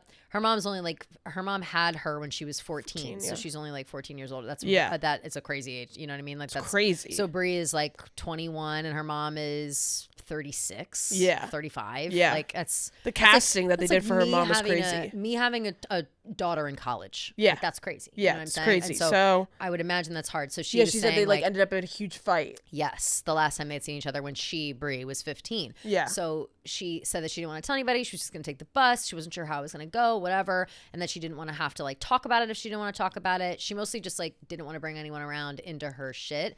And Wrigley was like, I'm okay with all that. Like, we don't have to talk about it. I will sit in the car. I'll do whatever. Yeah. And he just got like an A+++ in the friend category for this whole endeavor. Like he had very good social awareness instincts. Almost. Yes, because like I almost thought that he was gonna like sit down with Brie and his mom, and I was like, oh, like he needs to like kind of take it. Yeah. Get to step in. And he definitely got that, like he got that social cue. And even like when Brie and her mom were having the conversation after, like at the mom's house, like, you know, he's standing to the side, like not interrupting. And he was like watching on protectively, like to make sure Brie was okay, and like, you know, sweet. It was so sweet. Like the biggest thing I took away Wrigley. from that whole thing was, like Wrigley really killed that whole thing interaction wise, and seems like Brie like does not recall her childhood accurately at all. No, so it seems like she has a lot of like trauma blockage or whatever it is. So she seems like she needs a lot of like, you know, intensive therapy, like deep diving into her past and like trying to like, you know, remember these things accurately, because you know, she's like saying to her mom like, oh, you know, you had me for a month and then I had to go to my grandma, and it's like, no, like I didn't have you for a month. It was more like a week at max. Yeah, like, or whatever. it was a year. She thought she lived with her mom for a year. Oh, and she was like, I think you were with me for a like, month. Right, and right. Then occasionally my mom would let me come and visit you. But so we did get a few clues into like Brie's mom's past. It sounds like she had a past with alcohol and addiction and whatever. And now she's like having bottomless, like they were definitely sliding in that she's an alcoholic, because they were like bottomless mimosas. And I could drink beer and wine now. And like, so clearly there's like a backslide happening with her mom. Yeah. And I think that hesitation shows through, because it seemed like Brie's mom would like say one thing and Brie would like, they were both so nervous. Yeah. And they both clearly want to be in each other's lives. But I think Brie's mom probably is still like, I'm not really, like, I'm good, but I'm not all the way there. Yeah. But she wants her to think that she's good. So whenever Brie keeps trying to like make concrete plans, her mom's kind of deflective of it. Yeah, I was noticing that. I feel like it's a pressure thing, especially when you're like in the middle of recovery. Yeah. It's like you could tell she didn't want to say yes or no to go into the photography exhibit. Yep. Like Brie's being featured, her photography is being featured. Yep. And like then she kind of like loosely invited Brie to like her Jersey Shore house. Yep. So it, you know, I feel like this is a kind of a common thing in terms of like addicts, parents. I don't want to call her like deadbeat, but like with your deadbeat parent, your estranged parent, like inviting. Like I feel like this happens a lot in shows and movies where they're like, totally, Dad, I have this big event. Like, will you come? And the dad's like, yes, and then they just don't show up. Yeah, like I feel like it's gonna be that kind of thing where Brie feels like she's gonna come and then she doesn't actually show up. Yeah, I agree. But we'll have to see. I want to put more trust in the mom. Me too. But they kind of just put too many pearls in there for us to pick out of like future issues. Yeah. All the subtle like alcohol problem stuff I think is really what's gonna, maybe she'll show up drunk to the event, you know what I mean? Like, that'd be crazy. Yeah. And she seemed a little, I would say, to whoever that actress is, great casting. Yeah, they Brie's look mom. so much alike. They look a lot alike, and the mom really had like the movements down of Brie. Like she sometimes like smiled in the right way or like moved in a way like Brie did. So whoever that actress was really studied Brie's actress character iteration of her, I think. Yeah, very well. Well prepared, I felt. Yeah. So Bree and Wrigley leave after her mom's kind of like, oh, yeah, like, you should come to my house in the summer. Maybe I'll come to this exhibit. Yeah. And Bree and Wrigley are driving home. Bree reveals to Wrigley, like, she's like, I just didn't have, like, this normal childhood. Like, I'll never be able to, like, catch up to the way things are because, I was, like, stunted. And then she mentions I never learned how to swim. So Wrigley's like, what? You never learned how to swim? And I was like, no. Here we go. Oh, no. Cut to, they are at the pool after the pool party, swimming together. Boy. And I'm like, this is...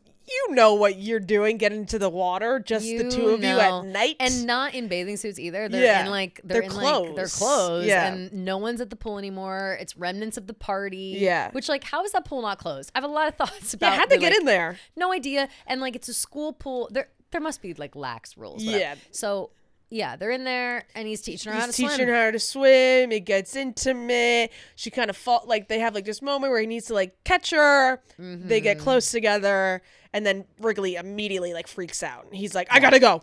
He clocked too, and I was proud of him for doing that because while I do ship Bree and Wrigley big time, I respect that he's not like literally cheating on Pippa. Like, yes, he's crossing, like they're both crossing lines now. Yeah. Now that he's got his hands on her, when he was like, I'll hold you up in the pool. Like, all right, you're going to hold her waist and like her thighs. Yeah, okay. yeah. Which is how, yes, that works. But when it's a child, it's not the same. Sexual. It's sexual when you're an adult. So it's like, whatever. They have a lot of sexual tension. Yes. And so she's like losing her balance and falling into him and whatever. And it's like, you knew what was going to happen there.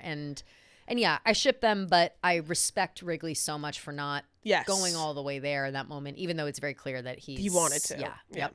So after that, Pippa and Wrigley go to Bree's room to say something. I forget what it was, and Bree just like automatically announces like, "Oh well, Evan and I are actually back together." So yep. So and Wrigley's face looks like he wants to puke. Yep. And even Pippa doesn't look like she's happy to hear this news. Yes. It seems like everyone, nobody is really true. like wanting Bree and Evan to get back together. No.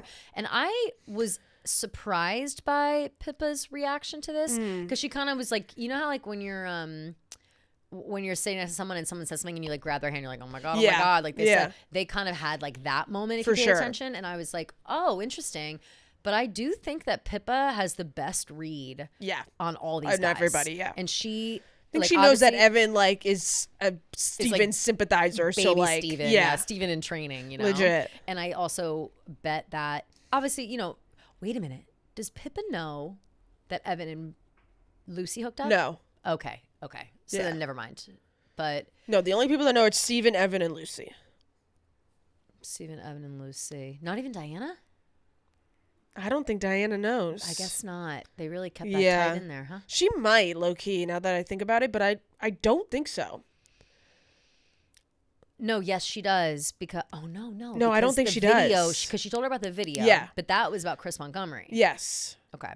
So, speaking of Chris, yep. Lucy this entire time is, kind of in her head about everything. She goes to Alex's to kind of like, to hook up, whatever. And Alex... Wait, pause for a sec. Alex, so fucking hot. What a hottie. And just getting hotter by the day. Truly. Who is this man? Like, so hot. Burst on the scene and stole my heart. No. Like, oh my God, I love him. He really did. Like, seriously. Woo! Yeah. God, I love him. Every time he's on the screen, like, I like hold my breath because he's so hot. Same. I'm like, more of Alex. Yeah. So Lucy's kind of looking for some like some release. Yep. And hate you sex, which has become her thing. And Alex, which is sad, reveals to her that he heard the rumor about her. Mm-hmm. About Chris Montgomery. Yeah. The fake rumor. Yeah. And he's kind of like, oh, I don't want to like be like kind of egging you on in terms of like making you feel worse about yourself. And like, I don't want to be like complacent. He said when we were hooking up and the way that we hook up, we're like fucking around. He's like, I thought we were just like fucking around with each other. But now that I know that it's like from a place of trauma, I don't really feel comfortable. Yes. Which I get. Like, if for sure, if you want to do that, like rough stuff and talk shit to each other and whatever. But if it's like, Lucy's obviously doing it because she's like broken. Yeah. And it's like, whatever. Like that is sad. Like that totally changes the tone. Yeah, totally. So after Lucy and Alex have that interaction, she goes home. She sees a bucket of pee outside of her dorm, which was disgusting. I thought it was poop at first. I But she looked at it for too long that I was like, okay, it can't be poop. I thought it was going to be like vomit or like a dead animal. Or like poop on fire. Like, you know how people like put shit on fire? Like, yeah. Well, you know why they do that? Why? That's like an Adam Sandler thing. They like, you light a bag of shit on fire so someone will feel like they have to stomp it out. Oh, and then they step on the poop. On the poop. Oh, wow. That's the whole thing. Yep. So she gets the bucket of pee outside of her dorm. Men are repulsive, by Disgusting. the way. Like, just actual vermin. And like, I'm sorry. yeah, this is a possible sexual assault survivor, but let's piss in a bucket outside of her fucking door to intimidate her. And we find that the other girl, Katie, who was also assaulted by Chris Montgomery, got a bucket of pee outside her door as well. Pippa reveals that to Lucy at the pool party. So Lucy dumps it out, puts the bucket into the shower. They go to the pool party. Lucy and Pippa are talking. Basically, I forget. This also was a crucial part too, but Bree and Pippa were having a conversation. I forget when this happens, but I think maybe it's before Wrigley came, but Bree was like, I'm so shocked that this happened to Lucy and she didn't say anything to us. Oh, yeah. And Pippa was like, she probably, like, speaking for herself. That was right before Wrigley got there. Okay, yeah. And she was like, she probably just... I can't believe she hasn't brought it up with me yet. Yeah. And she was like, she probably doesn't want people, like, picturing her in that way. She projected. She gave her own personal answer why she doesn't want people to know, and said, like, Lucy probably feels this way. It's obviously Pippa. So Pippa and Lucy are talking at the pool party. They're kind of just, chit-chatting about anything. She was like, has anything happened with you, with Chris? Like, has anyone said anything to you? Whatever. She brought up the Katie thing. She's like, hey, I heard some crazy shit. Like, a bunch of Chris's friends left a bucket of pee outside Katie's And Lucy place. was like, oh, that didn't happen to me. She lied and said that didn't happen. Yep. So then Pippa sees Diana, is like, oh, I'm going to go get us drinks. Lucy's sitting there by herself. She makes... This part, I was like, is she having an hallucination or is this real? I thought the same thing, Gia. I was like, she's having a psychotic break and she's imagining Chris Montgomery in this pool right here. Because she makes eye contact with Steven. She looks away. And then Steven was like peacocking, like waiting for her to look. Ew, I hate him so much. He's so gross with the girl on his shoulders, like so nasty. She looks down and it's Chris and he like touches her or whatever. And he's like, hey, like, what's going on? Like, being so nonchalant, being so casual. He's like, oh yeah, like Pippa and I, like, we hooked up. Like, she was like, it was two-way. Like, he was like, no one's ever like said that they didn't like hooking up with me. Like, ask your friend. We hooked up. And Lucy was like, God, made me sick to my stomach. You don't think that people know what you did to Pippa? Yeah. And because she was like, well, and he was like, what did we do? We hooked up. Yeah. And that's when Chris calls Pippa and she doesn't answer. Oh, I missed that part. Yeah, did you see that when Diana and Bree or I keep messing up their names. I know. When Diana and Pippa are cuddling, she gets a call from Chris and then like immediately hangs up on him. I didn't. I missed this whole thing. Yeah. I didn't remember there being a moment for Diana and Pippa. They're like in the bed and they're watching something on the computer and after the pool party? Yes. Wow, I must have been on my phone or something. Yeah. I didn't see this part. So Chris called her after that. So, oh God, who knows what's going to come with that? Here are the things that I've now thought since watching for this moment. Because Chris is obviously a dumb fucking idiot. Yeah. It's very clear they want us to think he's a dumb idiot. And while, yes, he is also a rapist, I'm not sure if he like truly knows that he's like assaulting these women. Like, and the thing with Pippa, and that's why I would like to go back and watch, Pippa was drugged. Yeah. But I don't think she was drugged by Chris. Like, I think that is where the gray area is, because she was certainly drugged and then he took advantage of her while she was fucked up. That all happened for sure. Yeah. But I don't think we see like if it was Chris or not, if it was Chris or not. And I don't think it was. My working theory is that it was Steven. Ooh, like drugging Pippa because he was like pissed at her because remember they had their own beef about like the letter and Wrigley and the brother and what there was like shit that Pippa was involved with Steven early on, and I just kind of, it's not revealed. I've not been reading theories, but in my head I did think about the fact that we're not actually sure who drugged Pippa.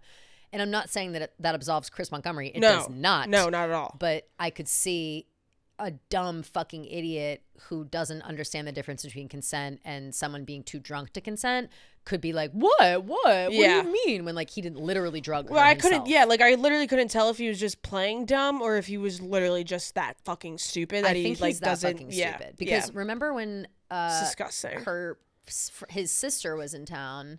Because even him coming up to Lucy being like, hey, what the fuck? Yeah. Like, I know you and my sister, Lydia is her name, by the way. Yeah. I know that you guys aren't good right now, but blah, blah, blah. Like, he just was so dumb about the whole thing that it made me think to and that is also how he acted when we saw him the first time. He just acted like a big dumb idiot. Yeah. So I'm like wondering if that's what they're trying to portray. Right. So, so Chris is trying to like explain to Lucy, like, whatever. Lucy's having none of it. He tries to like touch her and she's like, don't touch me. Causes like, everyone's looking at them anyways.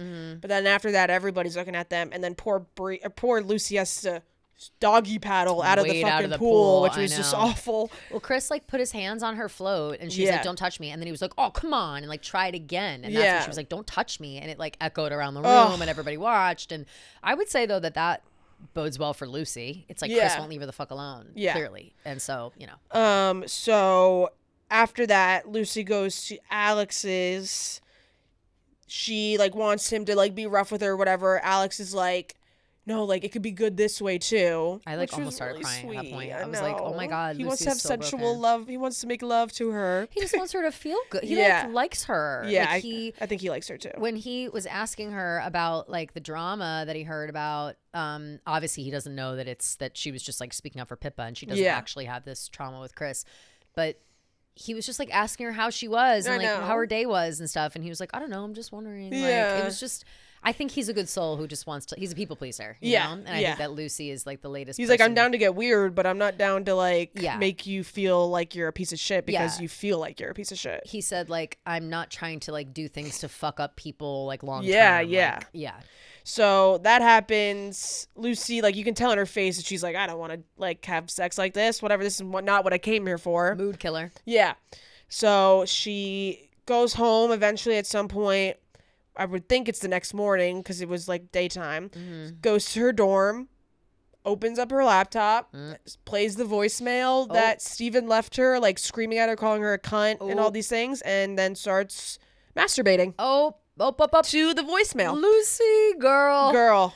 What are you doing, girl? I was like, okay, this girl is trauma. She needs so much help. She needs a lot of help. She needs so much help. She needs to get away from that fucking man. He has burrowed so deep into her brain that it really is hard to watch. And I feel bad for her. It's sad. It's pathetic. Like she can't get off without like being degraded. Right. It's like and listen, we don't want to kink shame in this house, but at the same time, we know that this is coming from a place of trauma. Like we know that. And that's not like a, let's pretend fight to get each other off, whatever. This was like a legitimate voicemail that he sent her, like so pissed off at her. Like this the voicemail that she sent to Sadie to prove that he was a psycho. Yep. So she has a lot of trauma that she needs to unpack. Yep. And I think she's burying herself so deep that I'm kind of nervous. Obviously she turns out fine because but like we keep seeing the I forget what she says. I forget who said it. I think it was Pippa or someone. They were like,